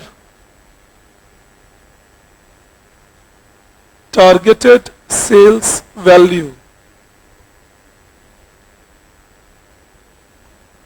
Of their targeted sales value. If the firm meets the target in next 5 years, then they will be compensated with a subsidy or incentive of 4% to 6%. And how much of that will be? Like in case of Samsung, it is 4% of the target. So effectively the government is saying we'll give you 624 crore rupees if you meet the target. So of their targeted sales value. Alright, that is what they will get. That is production linked incentive scheme. Alright, that you produce, sell, and we give the incentive that we will give you the money. The firms will be selected through government tendering and negotiation. The government will select the firm, government has the discretion. It will be done via tendering, negotiation, and then the firms will be selected. So industries will be given the status of PLI. Within each industry, the firms will be selected. So obviously the firms which have a good background and firms which have the capacity to produce, they will be selected. So the firms will be selected by the process of tendering. That is, government will issue tenders and firms have to fill them. So through the process of tendering and negotiation. Alright, that is how the firms will be selected. कि हर industry से कौन सी firm select होगी, ये निर्णय कैसे होगा? सरकार tender issue करेंगे, फर्म फिल करेंगे और फिर सरकार उनके साथ नेगोशिएट करेंगे और अकॉर्डिंगली डिसाइड होगा कि सरकार किनको ये दे रहे हैं right. Alright, so tendering and negotiation. You'll be with me on that? Now think, what is the government planning? Government is saying we will give 4% to 6% amount as the targeted sale. Government has made a budget of approximately 1.97 trillion rupees. That is the budget for next 5 years. Now think, that means government is expecting 20 times more production than this. See, if I am giving you an incentive of around 5%, then that means if you produce 100 rupees, I will give you 5 rupees. If I am expecting I will give 2 trillion rupees, I am expecting a production of 40 trillion rupees. Do I reach you on this? And if I am expecting a production of 40 trillion rupees, if you go by today's GDP of India, I am expecting production linked incentive scheme to contribute something like 14-15% of GDP, today's GDP over next 5 years. So I am expecting that to my manufacturing growth, 3% per annum will be contributed simply by PLI. These are the expectations that the government has. So that is what takes me into the next discussion with you. अब मैं आपको आगे ले जाऊंगा अभी other steps taken for manufacturing, but I am doing an analysis of PLI.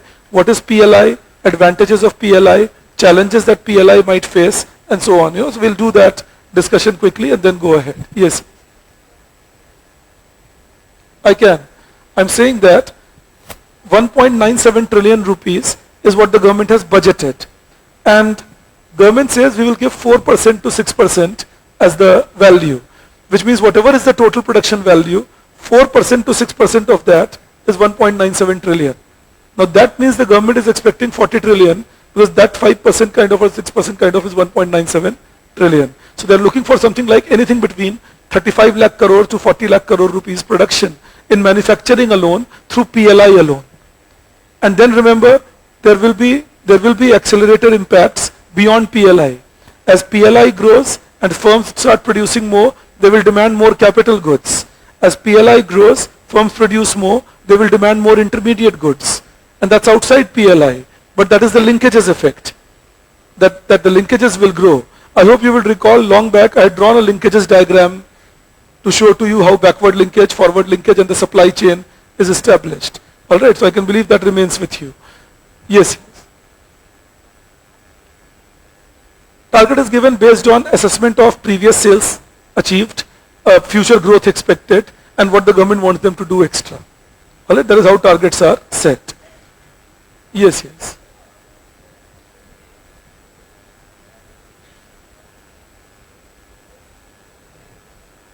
It does, no doubt about it. That is a challenge in it, that it has the possibility of creating opacity. So we will have to wait and watch how it goes. Alright, but surely it does create opacity. Ideally there should have been e-bidding, electronic bidding, and there should be a software taking a call that who is giving the best bid. But right now the discretion is with the government.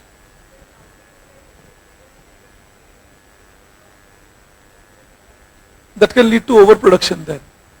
Because then everybody will try achieving that target, and then you're producing much more than what the market can absorb. Alright. I heard a sir, yes.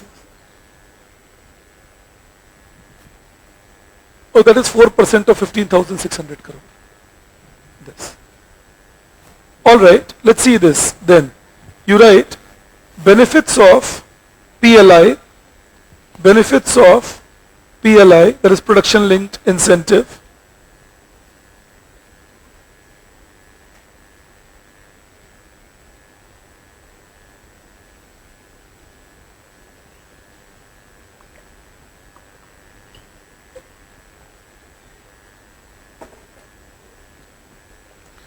Now see, when we talk about benefits of PLI, it goes like this. First point you write, it can promote manufacturing share in India. It can promote manufacturing share in India, which has the potential, it can promote manufacturing share in India, which has the potential to promote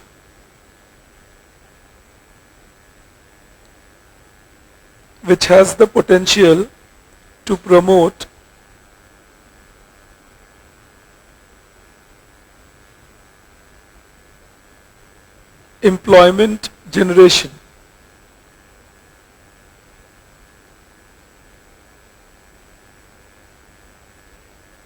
Next, you write, but you know, it is possible it can promote employment generation, but if you ask me, I think we should be more careful about selecting industries if we select more, because at the moment we can take textile, food processing, manufacturing pharmaceutical components, manufacturing footwear. These are the labor intensive industry. But other than that, other industries like manufacturing pharmaceutical equipments or automobile or steel, these are not labor intensive. So we have to be careful about what kind of industries we are choosing in picking up Make in India through PLI. Because if they are not labor intensive and if we can't push them into labor intensive zone, then again jobless growth becomes a reality. You know that the growth is happening, but then along with that there is joblessness. So that will become a challenge. We should take care of that. I'm not saying it's an immediate challenge, but we should be careful. Also, I'll make you write this in the part of challenge. We should be careful about labor law reforms and all, because unless that doesn't happen, firms will always choose capital intensive technology. They will not choose labor intensive technology. So that again becomes a challenge, hidden of course, but again remains. PLI alone cannot make a difference. PLI से नौकरी create नहीं होगी. अलग अलग reforms करे और साथ में PLI करे तो नौकरी create होगी. You know, that is the logic to keep in mind. All right. Then you write second point.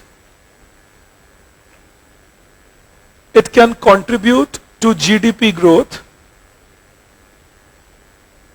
it can contribute to GDP growth at a fast pace because it targets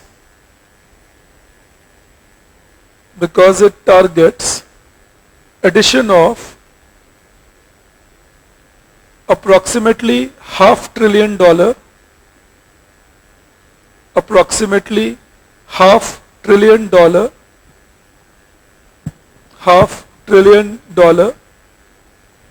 I'll tell you where from I got this $500 billion figure. 40 lakh crore divided by 80. Alright, वहां से मुझे मिला $500 billion. Alright, 40 lakh crore की बात अभी समझाई आपको, उसको एक्सचेंज रेट से डिवाइड कर दिया 80 रुपीस से. Alright, so if you divide that, you will get $500 billion, which is 50,000 crore dollars. Alright, then you write within that $500 billion to the economy, $500 billion to the economy,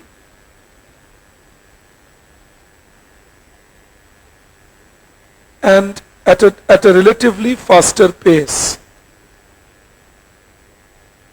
At a relatively faster pace. Yeah? But imagine over 5 years you are adding another 15% of the GDP just by one scheme. It is not the only scheme. There are so many other things we are doing. But imagine adding 15% to today's economy in the next. Okay, think like this. I'll take 1 second and I'll take your question. Think like this.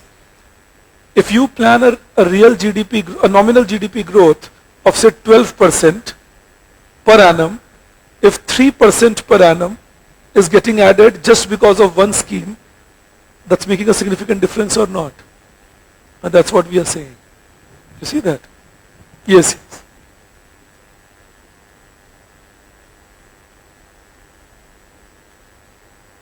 Oh yes, we are saying it at today's exchange rate, approximately at that value. So if exchange rate changes, then in dollar terms it will change, but rupee terms the 40 lakh crore thing doesn't get disturbed.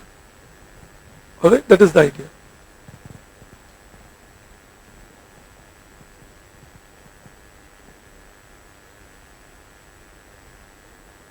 इस बात पे फर्क पड़ेगा कि क्या हम बाहर के मार्केट पे ही डिपेंड करके ग्रो कर रहे हैं.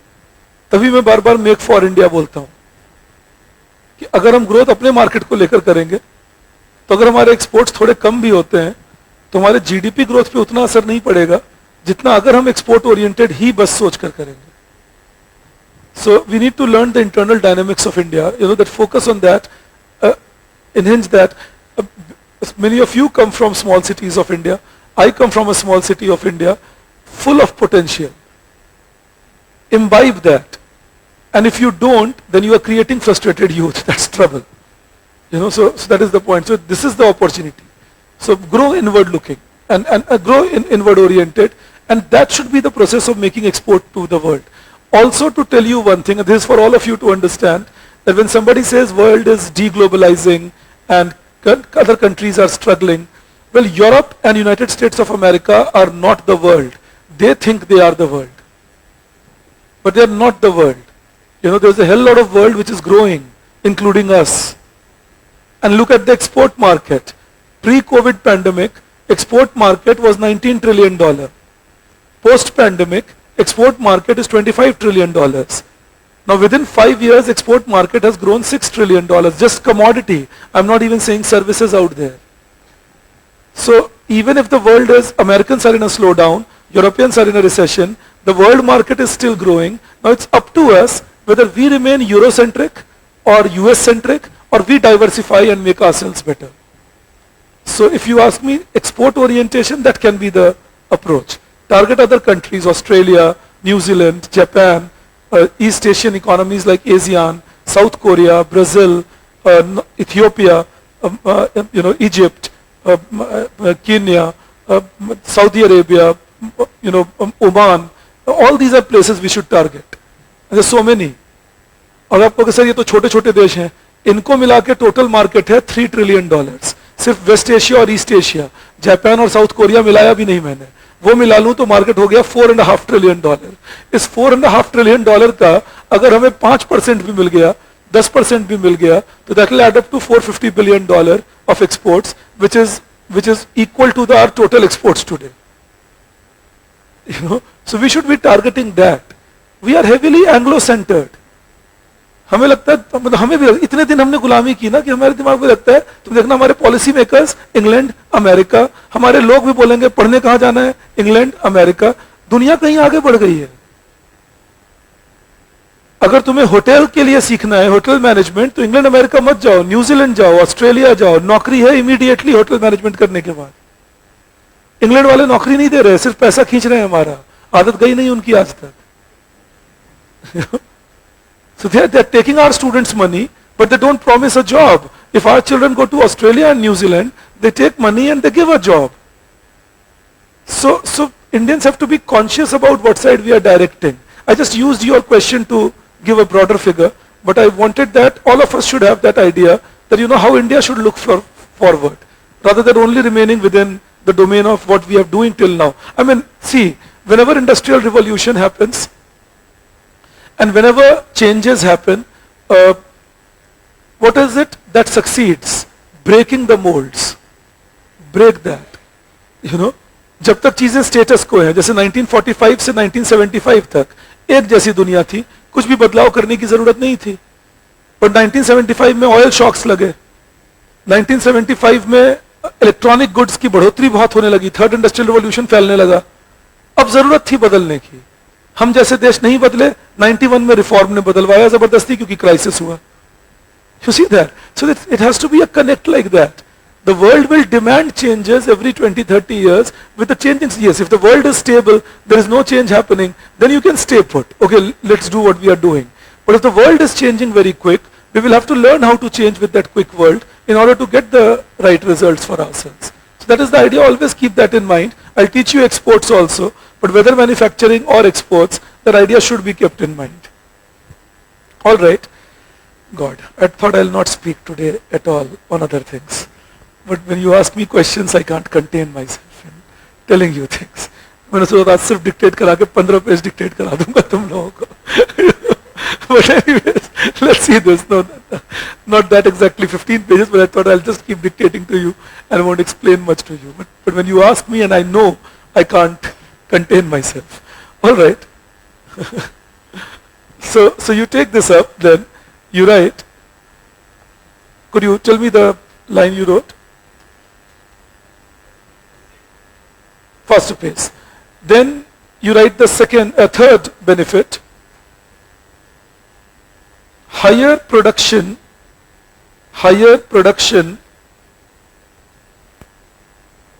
will result. Higher production will result in higher amount of tax collection for the government, higher amount of tax collection for the government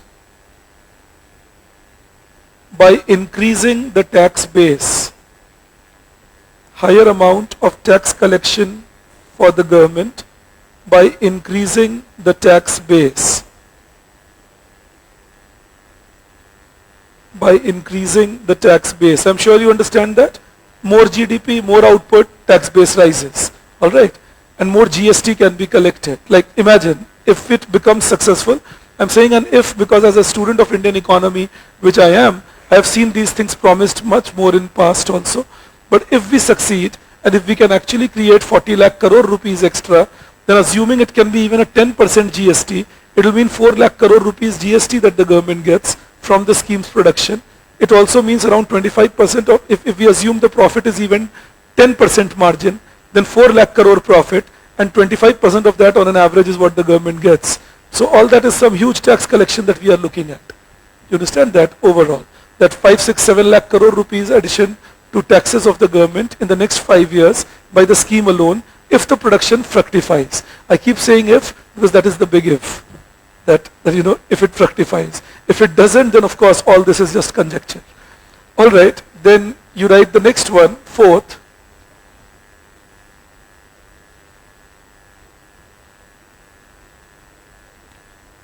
It can improve it can improve earnings of MSME. It can improve earnings of MSME as they are component suppliers, as they are component suppliers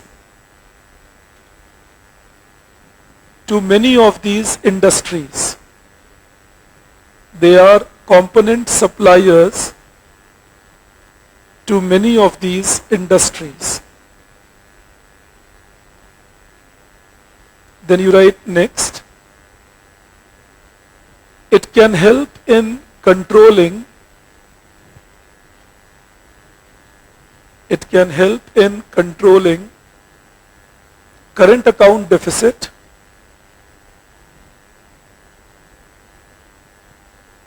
as sales incentive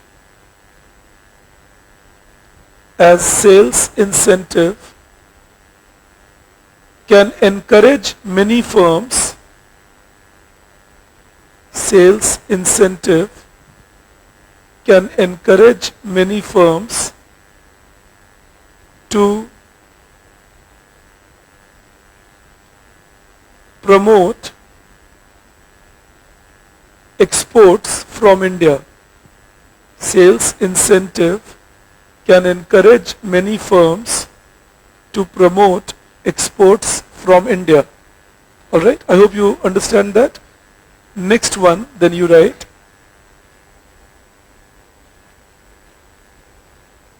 it has the potential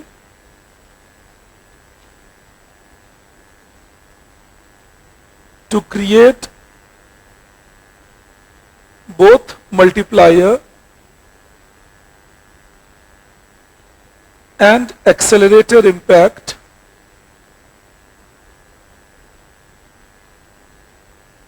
by increasing demand, both multiplier and accelerator impact by increasing demand and improving supply capacity, improving supply capacity in the economy.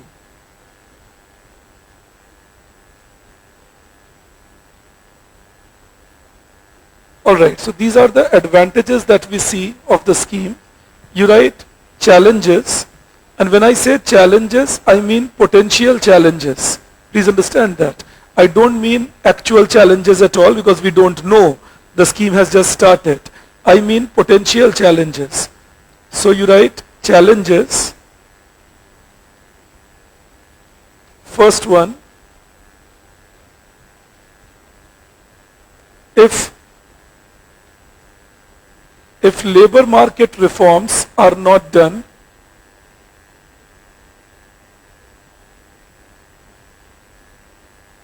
if labor market reforms are not done, then if labor market reforms are not done, then it will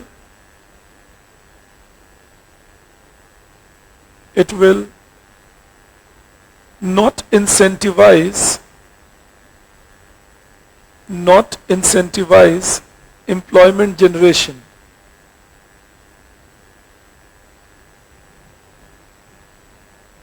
This we discussed earlier. I hope you would keep in mind that I told you that unless we don't do the labor market reforms, we don't see employment picking up in India so easily, because that is the real stumbling block to India's market. Second, you write, infrastructure capacity is weak. Infrastructure capacity is weak to handle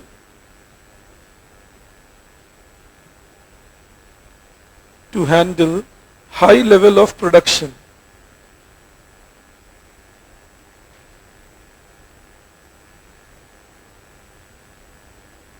That is one factor in India. We can say that, okay, let's have a PLI in automobile, or let's have a PLI in pharmaceutical.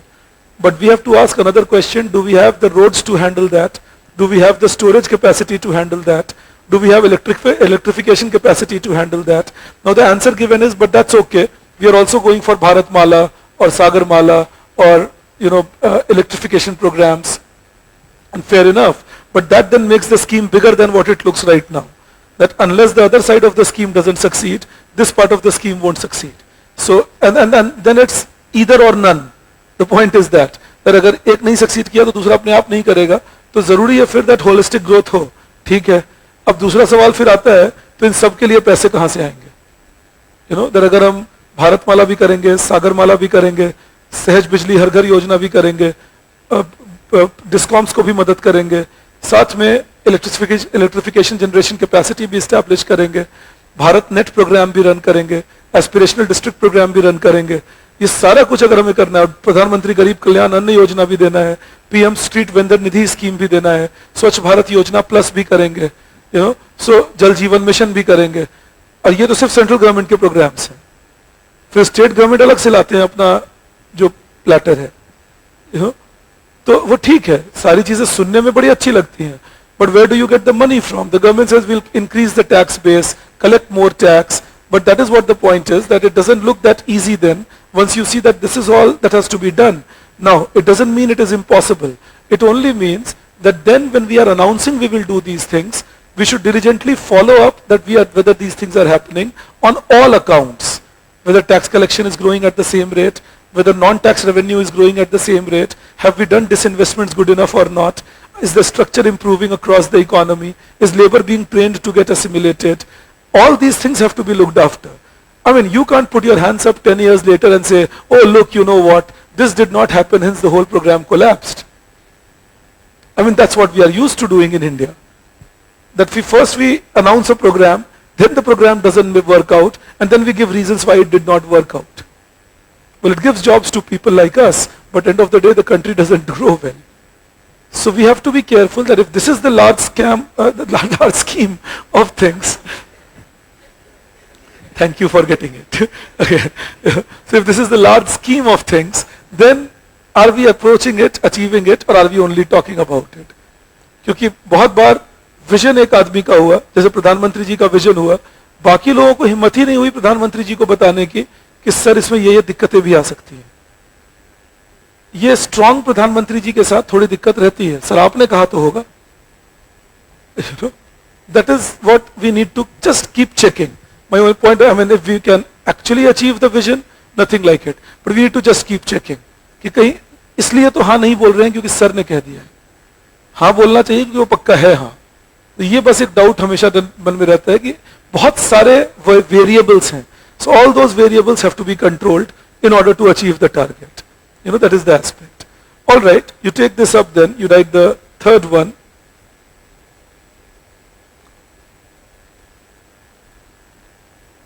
There is less transparency in selection of firms. There is less transparency in selection of firms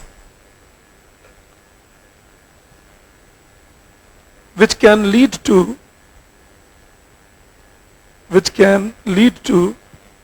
lobbying. LOBBYING.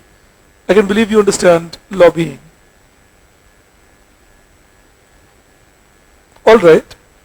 Now see, I'm not making you write the conclusion for this right now. You will get the conclusion as I teach you further. But the basic conclusion is that PLI is a good scheme, but PLI will succeed only if other structural reforms have happened. That is the bottom line of our conclusion. That PLI is a good scheme. Nothing majorly against it.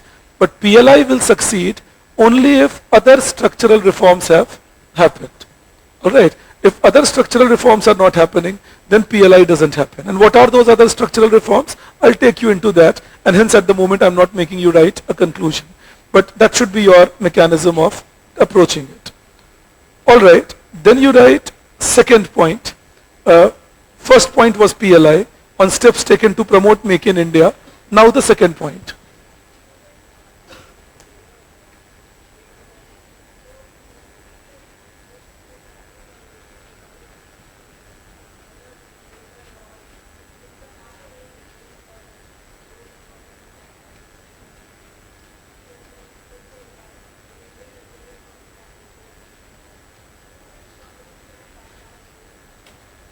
but that's not fully correct.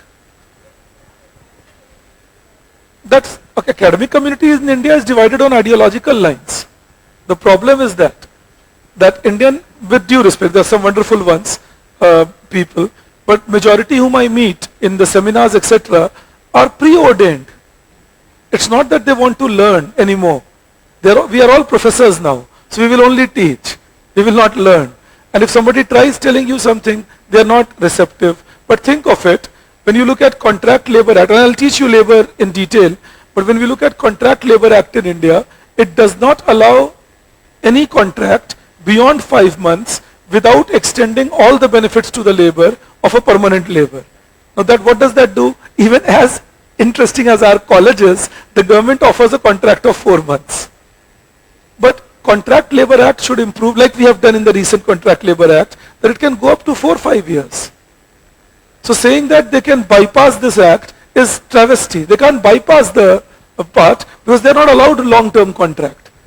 And unless you don't allow long-term contract, how do I hire, say if I want to hire somebody from America as a part-time engineer in my company for say 3 years, then my job is done, I want to terminate the job of this person. This person also wants the same. But my laws don't permit it. You see that? So that kind of trouble is what we see in our labor system. Also, many industries are seasonal in nature. So there should be subcontracting allowed. Again, we don't allow subcontracting. Subcontracting is the way we hire our gatekeepers. Like we contract the firm, security firm, and the security firm has a contract with the gatekeeper. That is called subcontracting. But imagine now again, this subcontracting is not happening.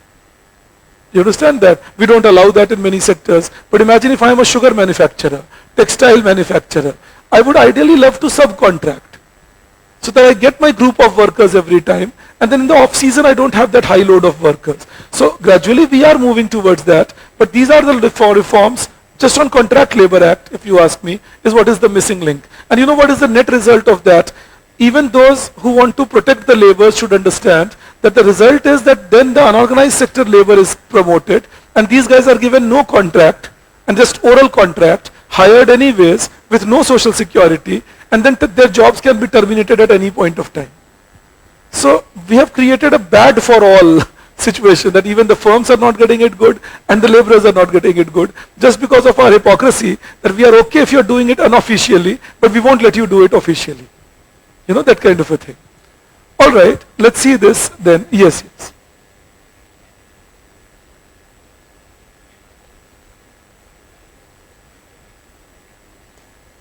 नहीं, labour law reform से ही ज्यादा labour की equity होगी.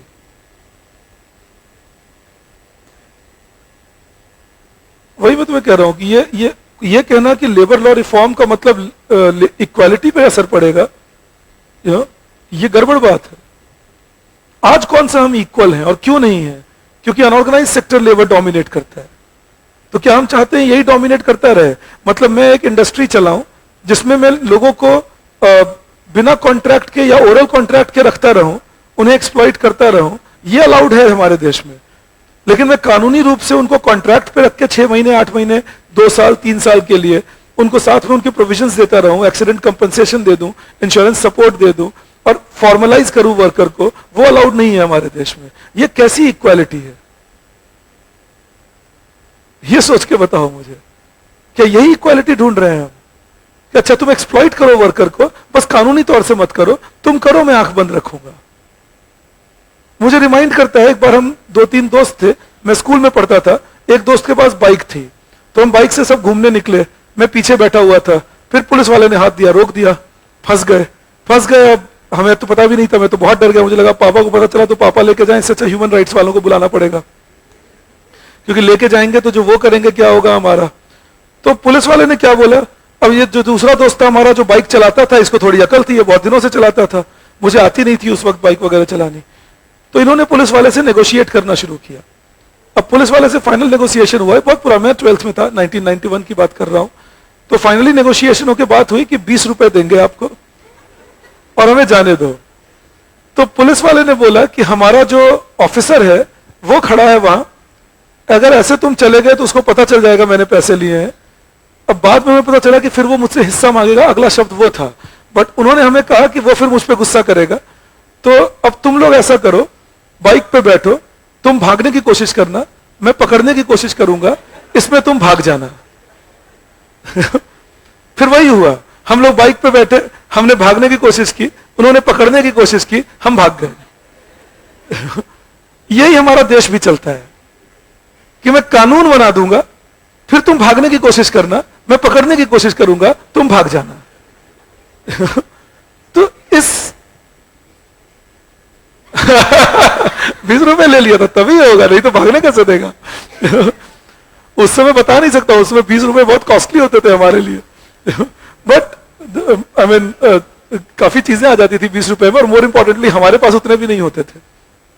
But यही तुम्हें बता रहा हूं, ये स्टोरी में हमेशा पैरेलल मानता हूं कि जैसे इंडिया चलता है कि कानून हम बना देंगे, उस कानून को तुम तोड़ लो, फिर हम तुम्ही से रिश्वत ले लेंगे और आंख बंद रख लेंगे। इसमें घूसखोर का भी फायदा और करप्ट इंडस्ट्रियलिस्ट का भी फायदा, बस ईमानदार ऑफिसर बेचारा परेशान रहे और ईमानदार बिजनेसमैन परेशान रहे। ये कानून बना रखा है हमने, इसको तो चेंज करना होगा भाई, नहीं तो डेवलप कैसे करेंगे। All right, let's see this then. You take this up further, you write the second point. Government has increased capital expenditure. Government has increased capital expenditure in its budget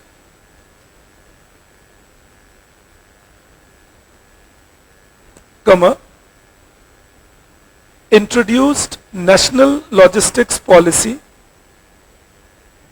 introduced national logistics policy,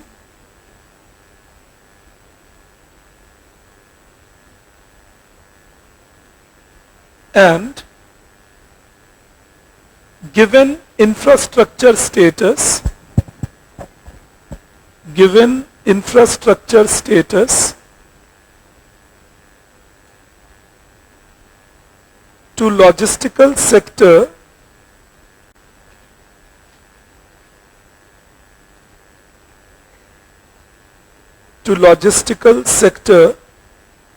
and one more thing, since I just told you about labor forms, understand this, always think like an employer when you think that workers will be fired.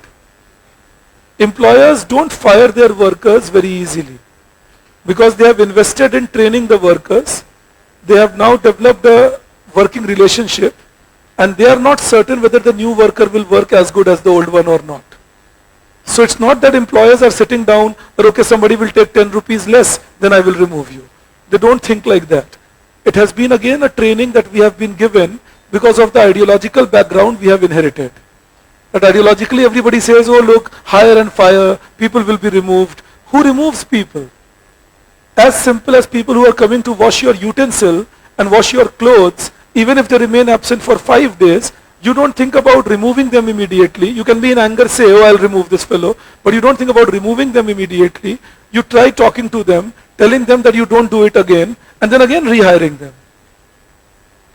So always remember that you know, employers are not sitting down to fire their workers. Kaise tum kuch galti karo, main tumhe nikal dunga. It's not that. Employers are also working with the workers, and they also need a functional relation, more so in an industry where you have to trust the worker with the machine, you have to trust the worker with the godown, you have to trust the worker with the storekeeping part. So you don't fire people like that, okay, go ahead and I fire you. So always be careful. This thing has been very heavily projected that workers will be fired very easily. It's very difficult. And what is a better way to protect the workers?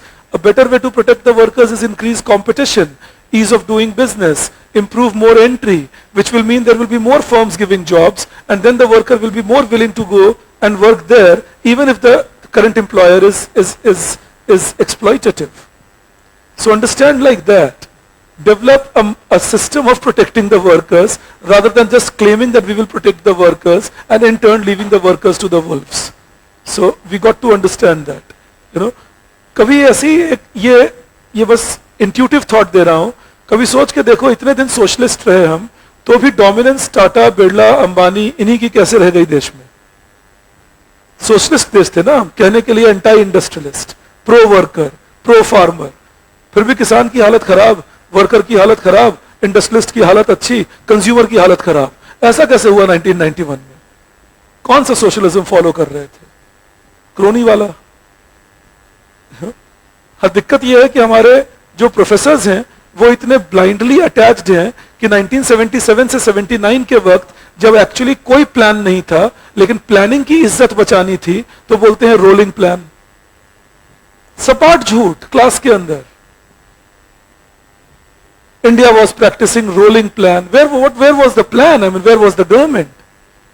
So how could there be a plan? And the history teaches me that Janata Party government had said that we will have a sixth five-year plan, 1977 to 1982, and that is what they had launched in 1977.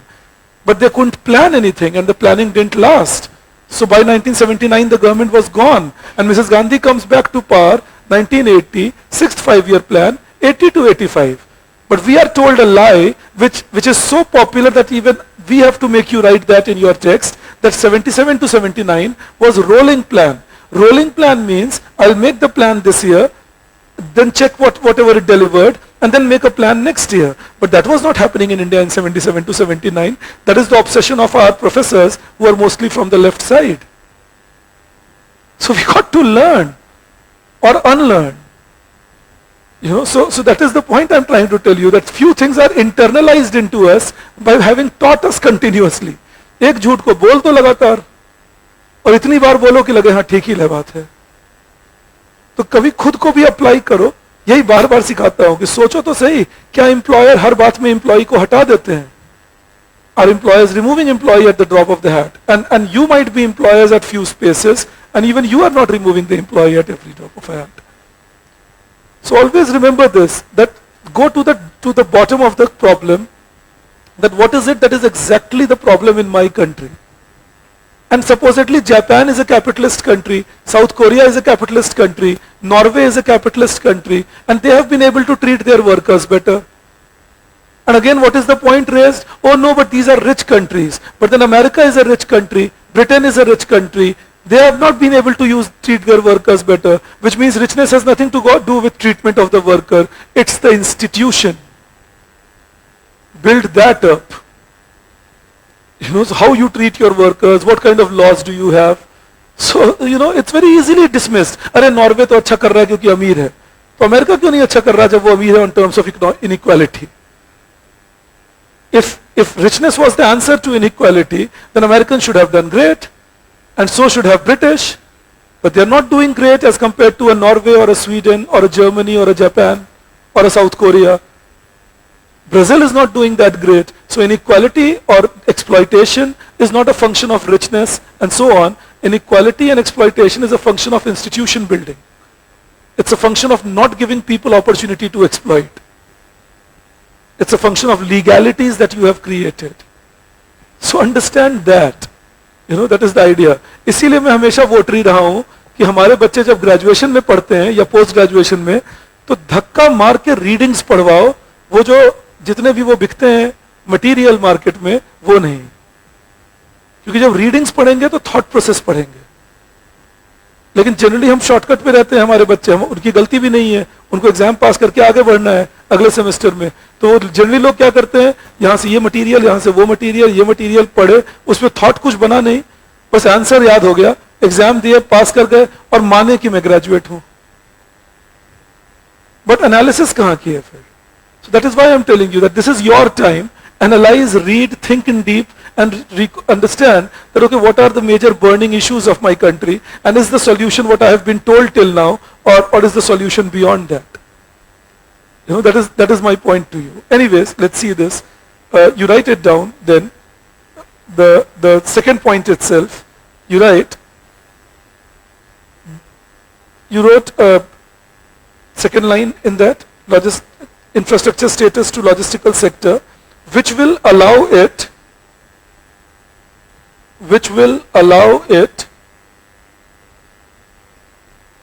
to get cheaper loans cheaper loans, comma, more loans. I'll tell you what I mean by more loans. More bonds can be issued. Alright, there are infrastructure bonds which are allowed only for those enterprises which have infrastructure status. So now more bonds can be issued. Cheaper loans means loans will be available at lesser interest rate. So that is also available for those who have infrastructure status. Alright, so cheaper loans, more loans, and faster clearance of files. Faster clearance of files.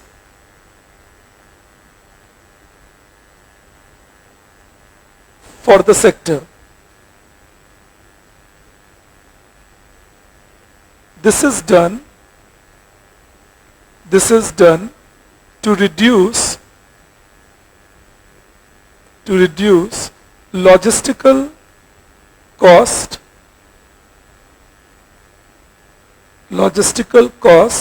from 13% from 13% of GDP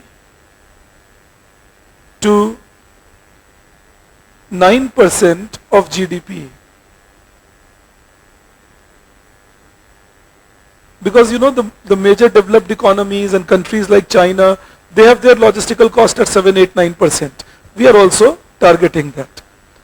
Then you write the third point, and in case there is a question, I'm just giving you a highlight, in case there is a question on what are the steps taken in the budget to promote manufacturing, then use the budget reference, the budget part that I have taught you, and also use the economic survey chapter on industry that I will teach you. Combine the two, that will allow you all the recent steps on industry. Alright, economic survey और budget का यही फायदा होता है, जितने recent steps हैं सब cover हो जाएंगे. तो इसीलिए उनको देखना अच्छा होता है. Optional के students के लिए और ज़्यादा. That if you have seen that, then you would know all the recent steps, you will be able to incorporate. That this is how the answer has to be written.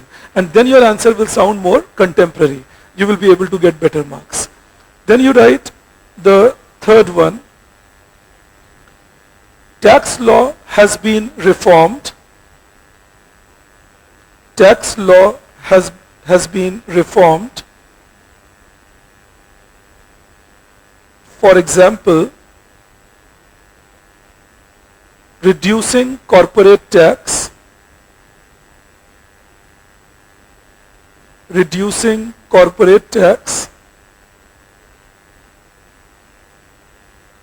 comma,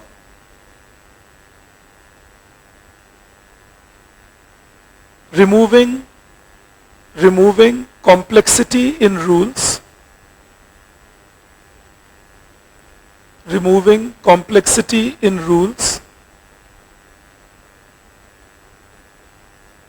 comma, introducing GST,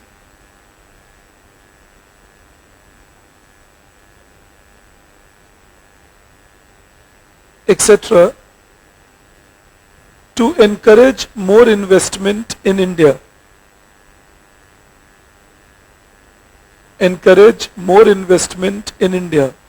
Now again, I am not making you write it again. You have already written it, that's why. But apply yourself in case they ask you about tax law. For example, 15% tax for the new firms in India. You have already written that, so I am not further pushing you on that. But 15% tax for new firms in India. Corporate tax reduction to 22% if you don't claim exemption, which fully simplifies your tax system. Don't claim any exemption, pay 22% flat, and that is the tax rate you are paying. You understand that? GST removal removes cascading effect. GST removal removes the entry fee, which means movement from one state to another becomes easier. So you need to highlight, ये बातें आपको tax public economics में बता रहा था मैं, बस उसे ही याद रखना है और इम्प्लीमेंट करना है अगर मेक इन इंडिया पे पूछ लें.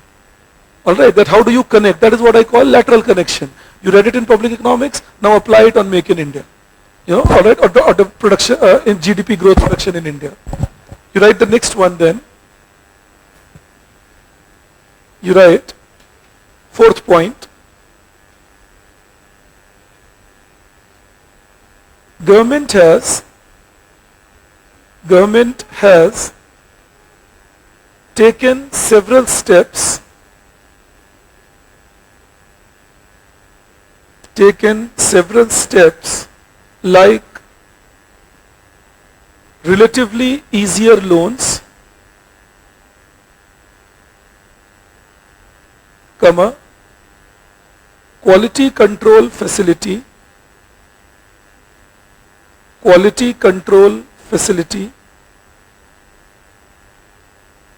comma, marketing facility,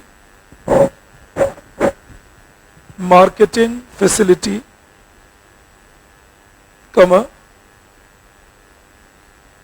certification through schemes like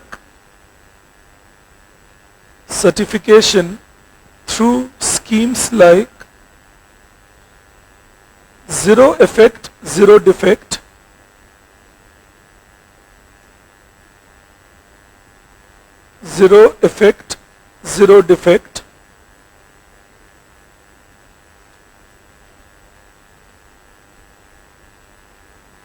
understand this.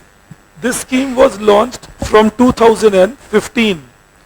This scheme said that, okay, पहले तुम ये लिख लो फिर मैं complete कर देता हूँ. Like zero effect, zero defect, etc. Along with cluster-based development,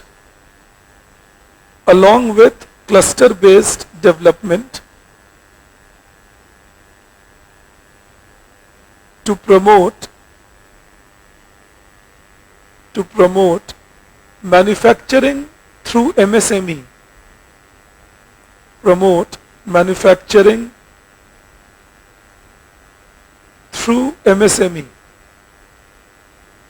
all right, that is what the government has done, that they are planning or they are trying to achieve all this. Now zero effect, zero defect is, zero effect means MSME will get a certification that their production has no negative impact on environment. That is zero effect, no negative impact on environment. And zero defect means that they are qualitatively superior. So zero effect means certification that they have no negative impact on environment, and zero defect means they are qualitatively superior. Alright. The reason is, otherwise many times export market especially used to reject the production of our MSME, saying that you are producing with defective quality or you are producing by harming the environment. ये कह दिया जाता था, तो हमारे MSME lose out कर जाते थे. अब सरकार कहते हैं it will be zero effect, zero defect, no negative impact on environment and no defect, and we will certify you in getting these. That is the aspect here.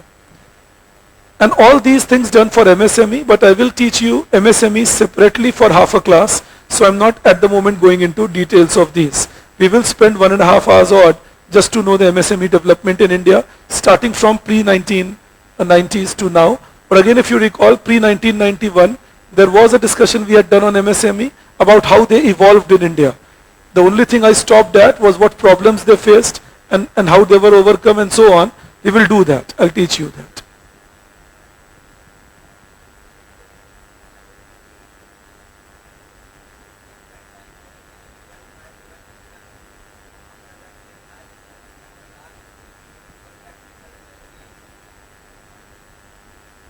That is because they are overstaffed.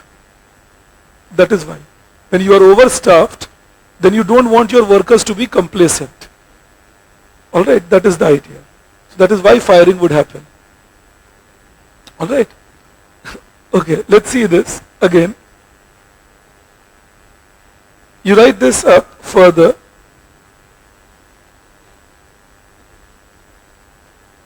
Fifth point.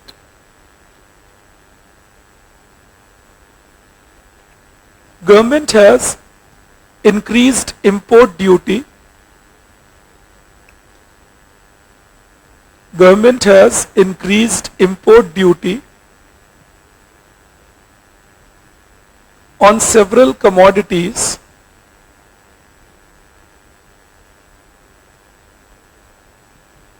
to promote their production in India. To promote their production in India,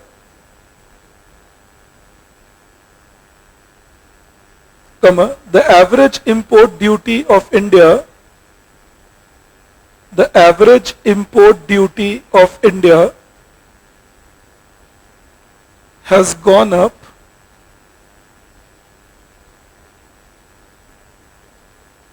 from 13.7%,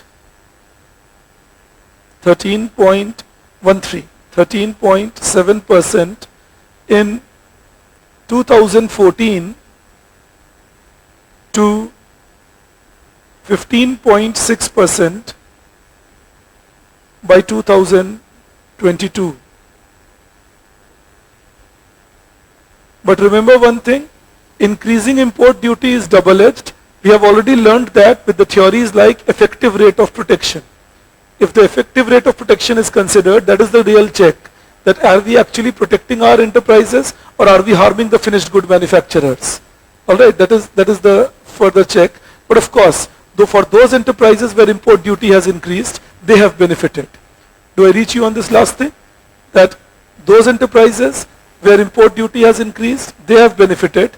But if they are suppliers of components to the other industries, then those producers would not benefit as much, or they would lose out. Alright. Also remember, if we keep the import duty high, then Make in India doesn't succeed finally, because nobody will choose India to be a part of global value chain. If we want global value chain producers to be in India, then there should be ease of importing things in India and ease of exporting things from India. ASEAN countries, Association of Southeast Asian Nations, the average import duty is 5%. Chinese Special Economic Zone, the average import duty is 2% and 90% commodities are at 0%. South Korea also, the average import duty is below 8%. Now, people won't choose us then. If our average import duty is 15%, they will have less reasons to choose us. So, if we want to be a global supply chain hub, and if we want to be, सही बात बता रहा हूँ, इस mic में कोई protectionist है. Whenever I talk liberalization, ये गुस्सा हो जाता है. But anyways, if we want the the world to produce in our country, then import duty is something that's got to be reduced over a time period. So that is another thing that we need to keep in mind. Next then, you write, sixth point, government has simplified Companies Act. Government has simplified Companies Act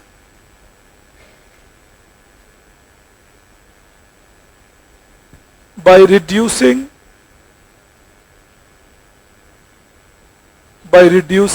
the number of compliances,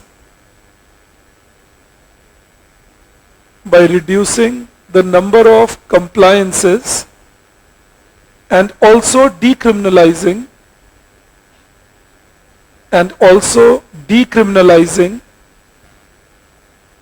several rules,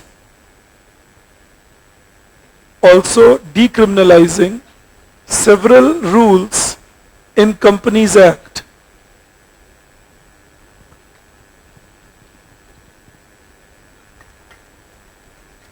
Again, you can put numbers in these using the budget discussion and economic survey discussion, like more than 39,000 compliances removed and more than 1400 acts rules decriminalized.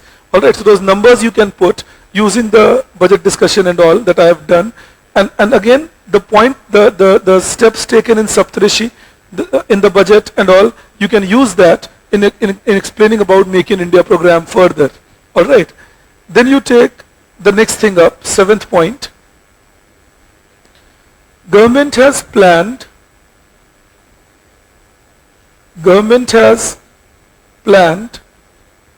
national investment manufacturing zones. These are called NIMZ. Government has planned national investment manufacturing zones, and in a bracket you can write NIMZ. as integrated industrial townships, as integrated industrial townships. Remember, integrated industrial townships are townships which are created to support a cluster of industry or a single industry. For example, Jamshedpur is an integrated industrial township. Rourkela is an integrated industrial township. Or Bokaro is an integrated industrial township. Bhilai, Salem, these are all integrated industrial townships of India already that exist. So the idea is develop new townships, create industries as clusters over there, and promote industrialization through these townships. All right, and that way create industrial corridors, say Delhi, Mumbai, and then develop this corridor, develop the roads, develop infrastructure, and then make townships across the whole area, and that will mean you are developing clusters here, and these are all supporting each other with logistics. You can have output producer and input producer at the same place, and that will make, and then they are all connected to major marketing spots of India, Delhi and Mumbai. So that is the idea of developing industrial corridor and townships along with that as NIMZ. All right, that is National Investment Manufacturing Zone. Do I reach you on this? All right, so you write in that industrial townships, integrated industrial townships over a minimum area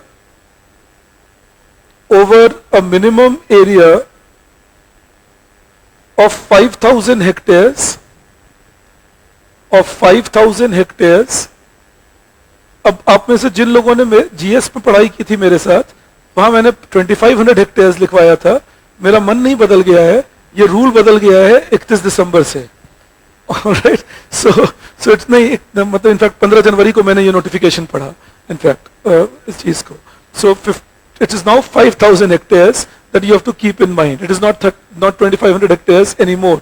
It was 5,000 hectare initially. Then it was thought it is difficult to get so much of land. They had made it 2,500 hectares. Now again it is 5,000 hectares. All right. So 5,000 hectares, out of which 30% region will be reserved.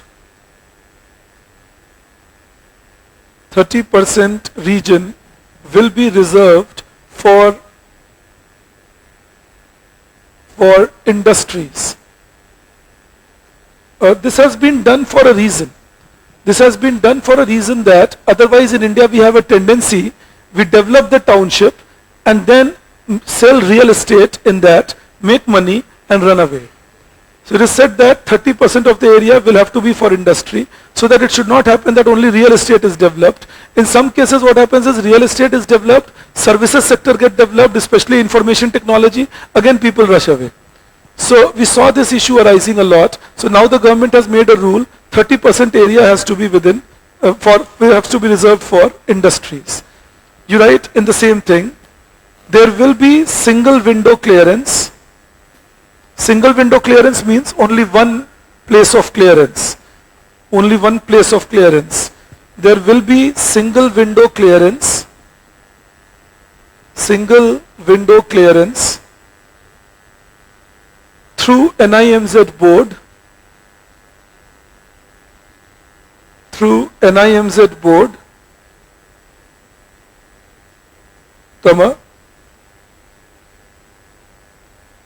cluster-based development. Cluster-based development. Cluster-based development means several industries developed together.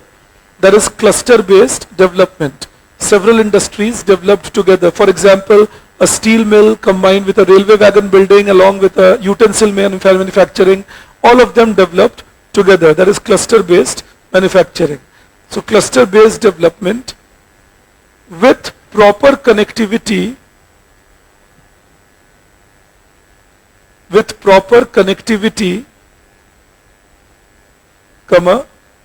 electrification,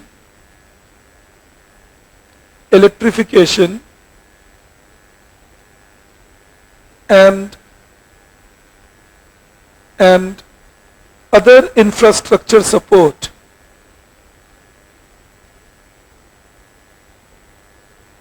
Full stop. There are 20 NIMZ planned all over India. There are 20 NIMZ planned all over India. Till now, 3 NIMZ have been notified. 3 NIMZ have been notified. And that is the joke. You know, that is the joke, because I am announcing NIMZ in 2015 as one of the flagship programs of the government, saying that this will create millions of jobs and this will bring billions of investment. I'm saying all that, and now 7 years are gone, and I've only notified 3 NIMZs. You know, this is one at Sangareddy in Telangana, another is at Prakasam in Andhra Pradesh, and third is at Kalinganagar in Orissa.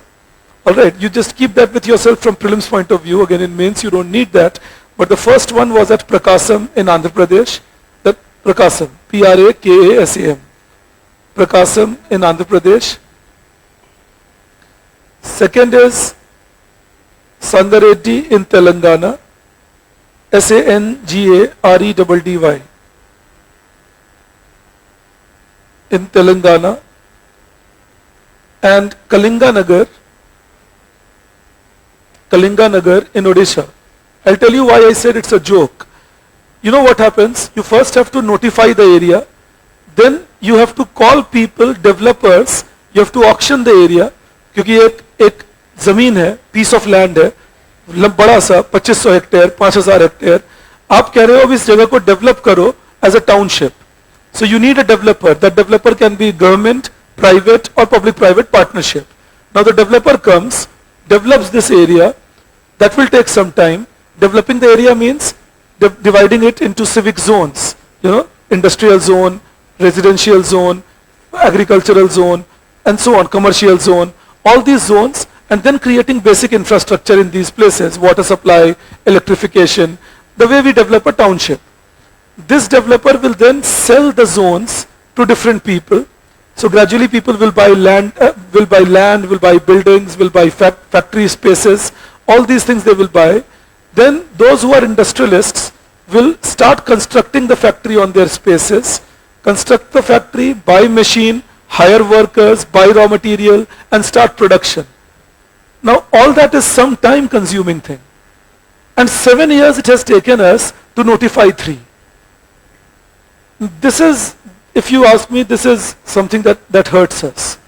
That we take a lot of time giving proposals and then planning them and then providing things.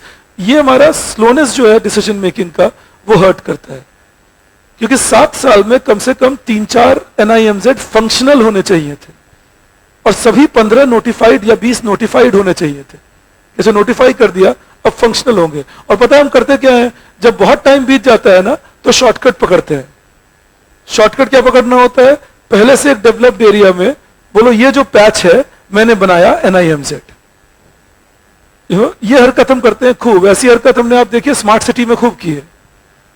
That पहले से well developed एक city में से उसी का 2 kilometre पकड़े और बोले ये बनेगा स्मार्ट सिटी. हाँ, जो पहले ही बना हुआ है. सो this is not the plan originally. And I don't blame the politicians for that. Indian bureaucracy is trained to do that. क्योंकि ये सरकार सिर्फ ऐसा नहीं कर रहे है, पिछला सरकार नहीं कर रहे थे. ये भारत की आदत है और वो आदत हमारी ब्यूरोक्रेसी डालती है कि अच्छा सर आपने अनाउंसमेंट कर दिया, बात नहीं बनी, चलिए मैं आपका सुझाव दे देता हूं, do it this way, create a shortcut. That's what we did in the Commonwealth Games when we did it in Delhi. When we won Commonwealth Games rights, then originally the place to be developed were Bhawana, Narela, etc. in northwest Delhi, which were completely underdeveloped places. So they thought that we'll make new stadiums over here, new houses over here, develop basic infrastructure over here, and that was the original plan. Then 4-5 years passed. We are as we are. We didn't do much. So what to do now? Oh, there are some good stadiums in South Delhi. There is already a Talkatora, and there is already a JLN, and there is already a national stadium. So okay, now let's what we should do is pick up an area call it Khelgaon, develop some athlete villages over there, and let's arrange it in the southern Delhi side, and let's do it like that. Now the benefit of hosting an event like this, Commonwealth Games and all, is this that I was telling you, that you get money to develop things, and you should use that money to develop the underdeveloped places of your region. What we did, since we had eaten up half of the money, or maybe Kalmadi ji digested even more, we didn't have money to do more things, so we used this shortcut. तो ऐसी हरकत करते हैं हम लोग. मैं फिर repeat कर रहा हूं, इसके लिए मैं पॉलिटिशियंस को बिल्कुल जिम्मेदार नहीं मानता. हमारी ब्यूरोक्रेसी में लोग हैं जो ये सब काम कराते हैं. अच्छा सर ये शॉर्टकट मारते हैं, ये काम कर लेते हैं, टारगेट अचीव करने से मतलब है ना, ऐसे हो जाएगा. टारगेट अचीव हो जाता है, डेवलपमेंट नहीं होता. So this is what we got to be careful about, that if you develop a scheme NIMZ, the idea is to develop these areas, not nearby areas of Delhi and Mumbai. Develop a Manesar and say this is an NIMZ. Now Manesar is already a manufacturing place where good enough units are established. That cannot be an NIMZ. NIMZ gives an impression something new will be developed. So this is the point that I'm telling you here. Be careful. India's development again struggles because of the delay in the procedural hassles that we create. All right, then you take the next thing up.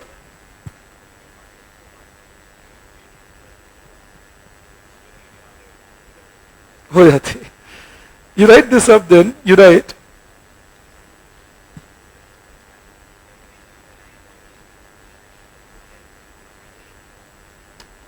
वही तो तुम्हें कह रहा हूं कि बहुत सारी चीजें हैं जो तुम्हारे रूल में नहीं है, मेरी क्लास के रूल में नहीं है.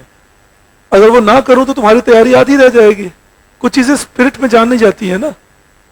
रूल तो ये नहीं है कि मैं तुमसे इंटरेक्ट करूं ये बैच खत्म होने के बाद, और क्या वो स्पिरिट है, तो ये समझना जरूरी है ना. देखो जैसे तुम पे एग्जाम्पल आया समझ आ गई ना बात.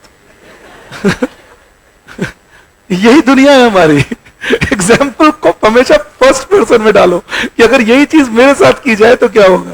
अपने आप बात समझ आती है, अरे ये गड़बड़ हो रहा है भाई. एक और तुम्हें आज हमेशा बहुत बातें सिखाता रहता हूं, एक और सिखाता हूं.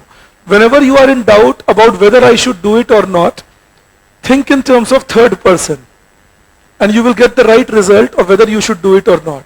And whenever you have to judge others that whether what they did was correct or not, make yourself that person and check whether you would have done that or not in their same position, but with complete honesty.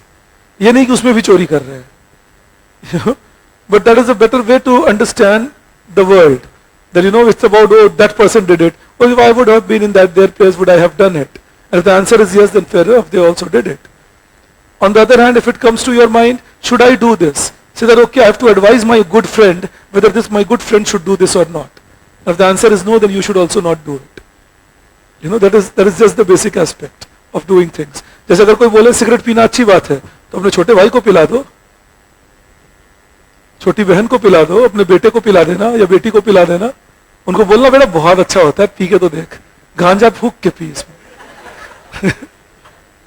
But if you can't do that, and again don't lie to yourself, but if you can't do that, then obviously you know the answer of what has to be done or not done. So that is the basic idea, that is the way we should take decisions. It helps. Anyways, let's see.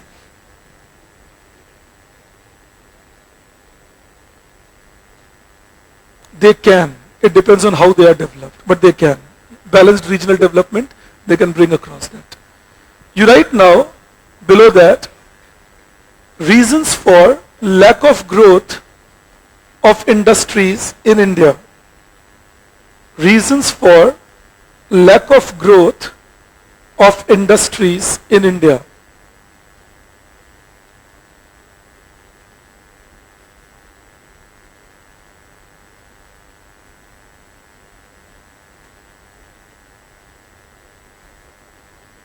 All right, you write the first point in that, and few things I have already discussed with you, so that will come easy for you there. First point, you write, lack of implementation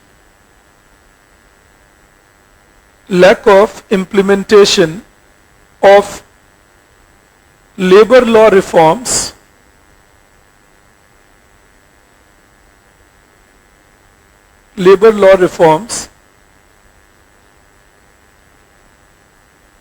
in the recent past. And as I have already told you, I will be discussing the labor law reforms with you. So you just wait till I come to employment topic. We will be going into a talk there.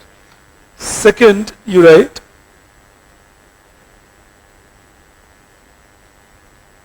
lack of proper land acquisition, lack of proper land acquisition rules due to lack of clarity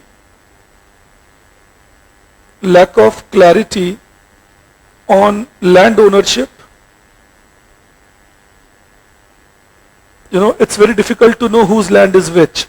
The papers are missing in many cases. In urban areas it is still okay, even though it is just okay. In rural areas it's even worse. You know, so you can buy a land and start making a factory, and then somebody else comes and claims it's my land too. Now you are in trouble.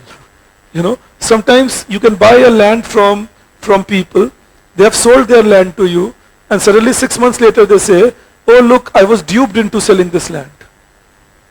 You know, मुझे बुद्धू बना के खरीद लिया. उनसे कोई ये नहीं पूछता कि भाई तुम इतने बुद्धू क्यों हो.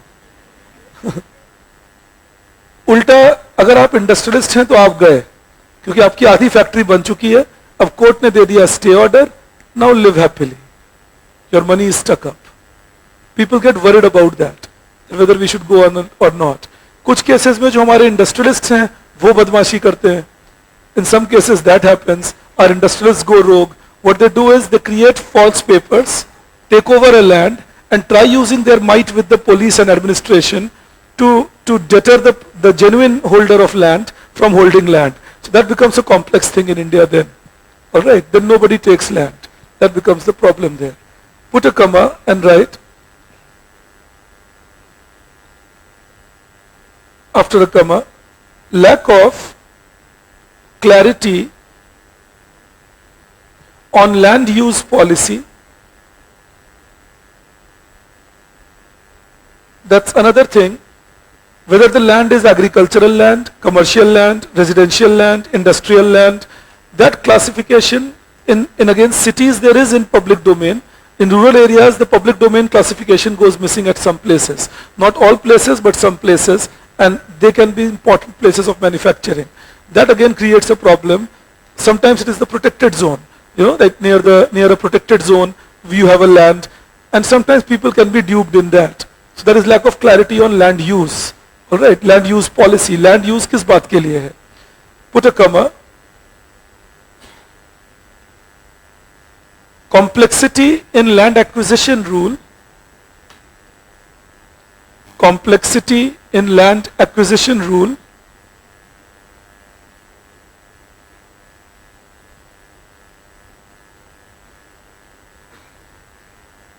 Now, when we say complexity in land acquisition rule, the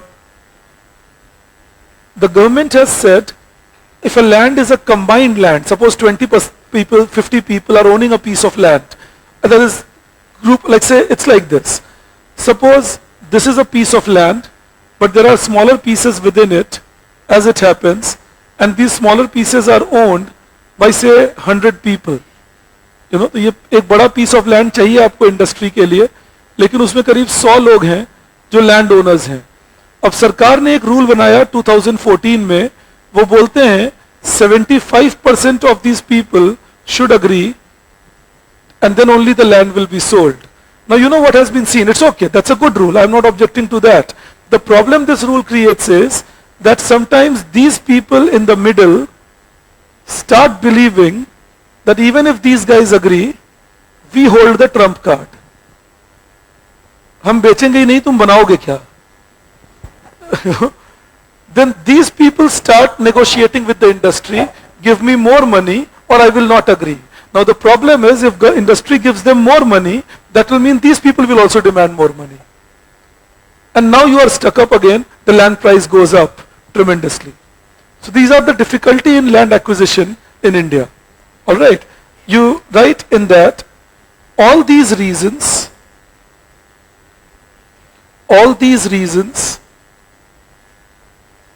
इसी point में हाँ, all these reasons result in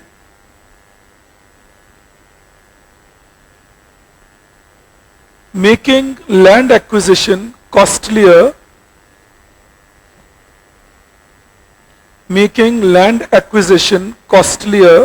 in India. Land acquisition costlier in India. All right, you write the third point then. Very high logistical cost,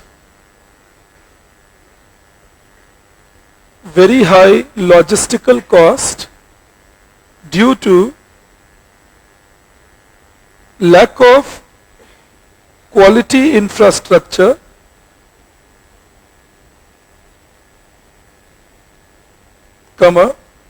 absence of multimodal transportation,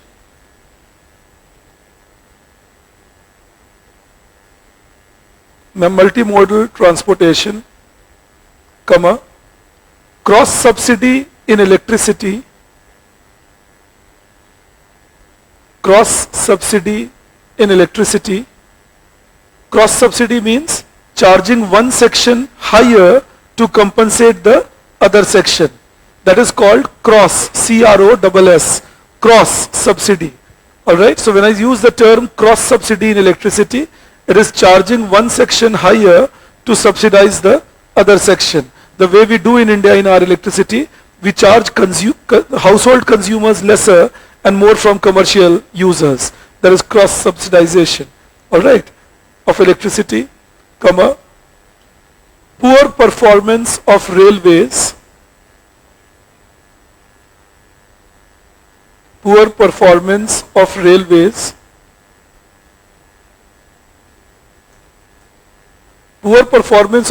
like lack of timely delivery, they don't deliver on time, lack of safety, lot of transportation is still open container transportation, so people can just pick up your things, you know, if you are transporting minerals, metals and so on.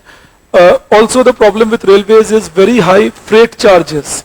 The commodity transportation charges are very high because passenger charges have to be subsidized. So that becomes a problem for Indian Railways. So bulk transporters suffer due to that. Ideally bulk transportation should be through railways, but in India bulk transportation is heavily through roadways. Alright. In the same thing then you write, and lack of well-developed communication mechanism,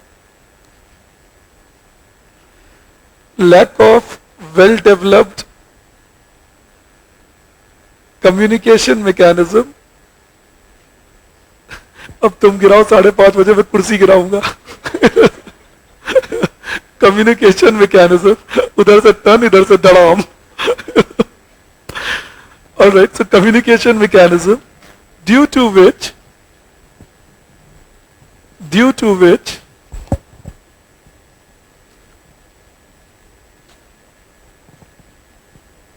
cost of doing business remains high.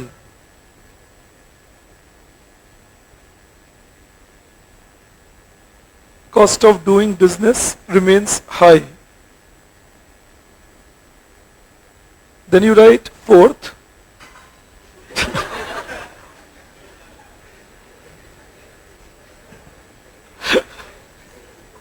ये तो खुला challenge है, पर अभी कुर्सी नहीं गिरा सकता, उस पर मैं खुद हूं. So you take this up, you write,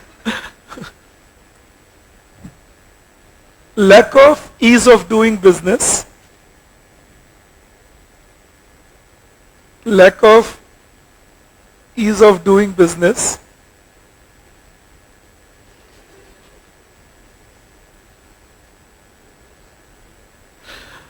All right, ease of doing business. Due to lack of ease of starting a business, lack of ease of starting a business,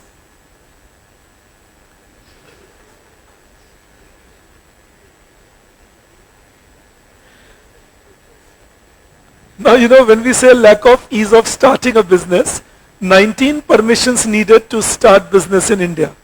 19 permissions needed to start a business in India. That takes a lot of time. So there is lack of ease of doing business, starting a business, comma, lack of single window clearance, lack of single window clearance,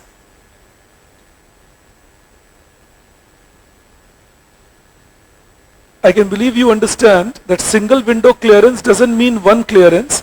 Single window clearance means all clearances at one place, comma, lack of time bound clearance,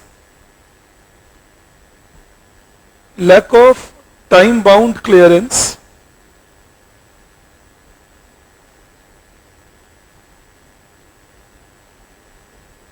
I'll tell you what that means.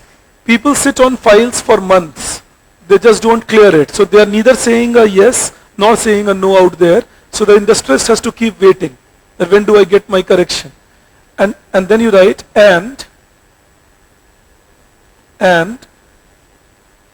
lack of ease of exiting a business. Lack of ease of exiting a business.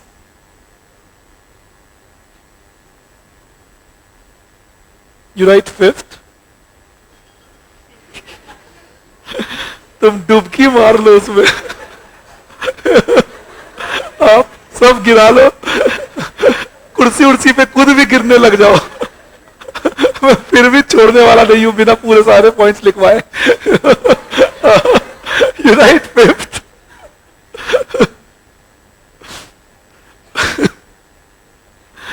Coordinated attack है ये ton टना ton टुन all right, let's see this. You write lack of well developed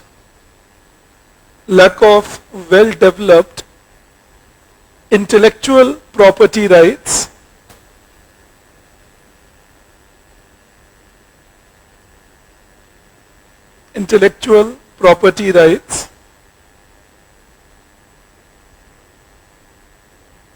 which discourage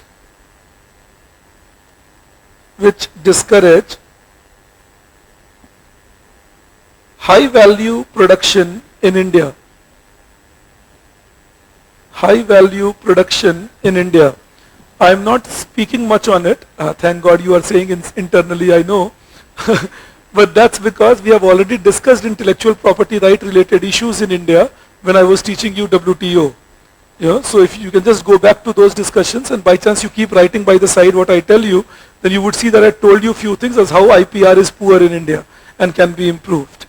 Next, then you write sixth.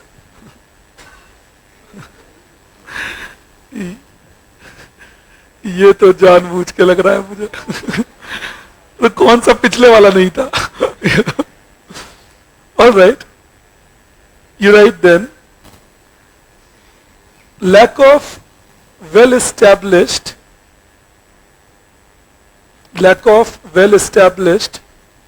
government procurement rules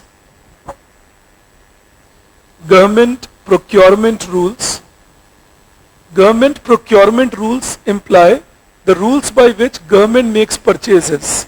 All right, now they are not well established in India. Transparency is low. Thankfully now the government has made some good beginnings like GEM portal, Government Electronic Marketing Place. All right, so these are some good beginnings, but still we have some distance to go in making sure that government buys with proper tendering and gives proper transparency to the projects. All right, so lack of government procurement in India, GEM, it's called GEM, Government Electronic Marketplace. Portal in India, procurement in India, which discourages private investment, which discourages private investment.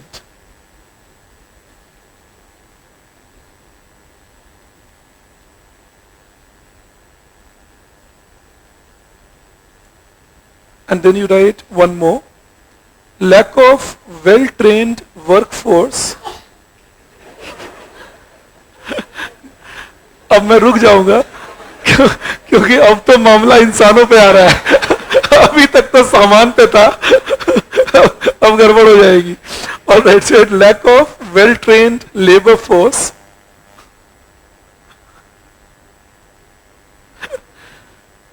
Bofors नहीं, labor force.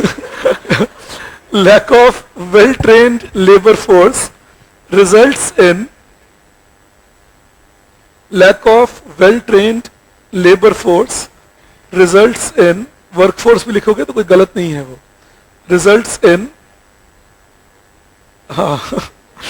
results in discouraging foreign investors, discouraging foreign investors from choosing India for investment.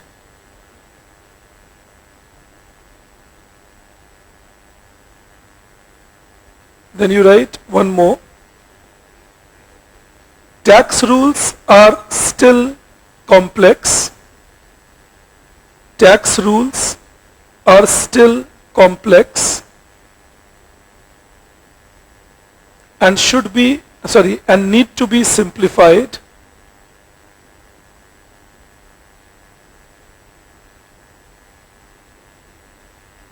For better encouragement to manufacturing. I'll tell you the complexity. Still, in corporate tax rules alone, there are 7 compliances for a given slab that they have to fulfill. Then it's all about how you take your exemptions from the government. So there are too many filings that have to be done. In GST, still we don't include oil, petroleum products that is, and electricity, which are universal inputs almost. So they create cascading effect still. So we have these issues in Indian context. And then one more, you write, average import duty is still high. Average import duty is still high compared to global level. Compared to global level. I can believe you recall the discussion I was doing a little while back with you, that if average import duty is high, it discourages the firms to set themselves up in India. Okay, that sets me up on the restrictions. I'll keep you till here today. That's what I told them. Yes, yes. GST. I said that petroleum products are not yet in GST and electricity is not yet in GST and they are universal inputs. Okay, you done that. Okay, I'll see you tomorrow 2:50 then. Thank you. Discourages FDI. Correct, Srishti. You can mention partial capital account convertibility. Fair enough. But that is to be compared with the cost it creates. Logistical cost मतलब एक बार check करना आशु, मैंने तुम्हें पढ़ा रखा है ये, cost of transportation, storage and so on. Himanshu, Gift City एक SEZ है, Special Economic Zone. Yes, Renukut is a township. Correct, Rohit? Okay, people online, I'll have to say a bye-bye to you. I have a class in another 15 minutes. So tomorrow 2:50. Thank you.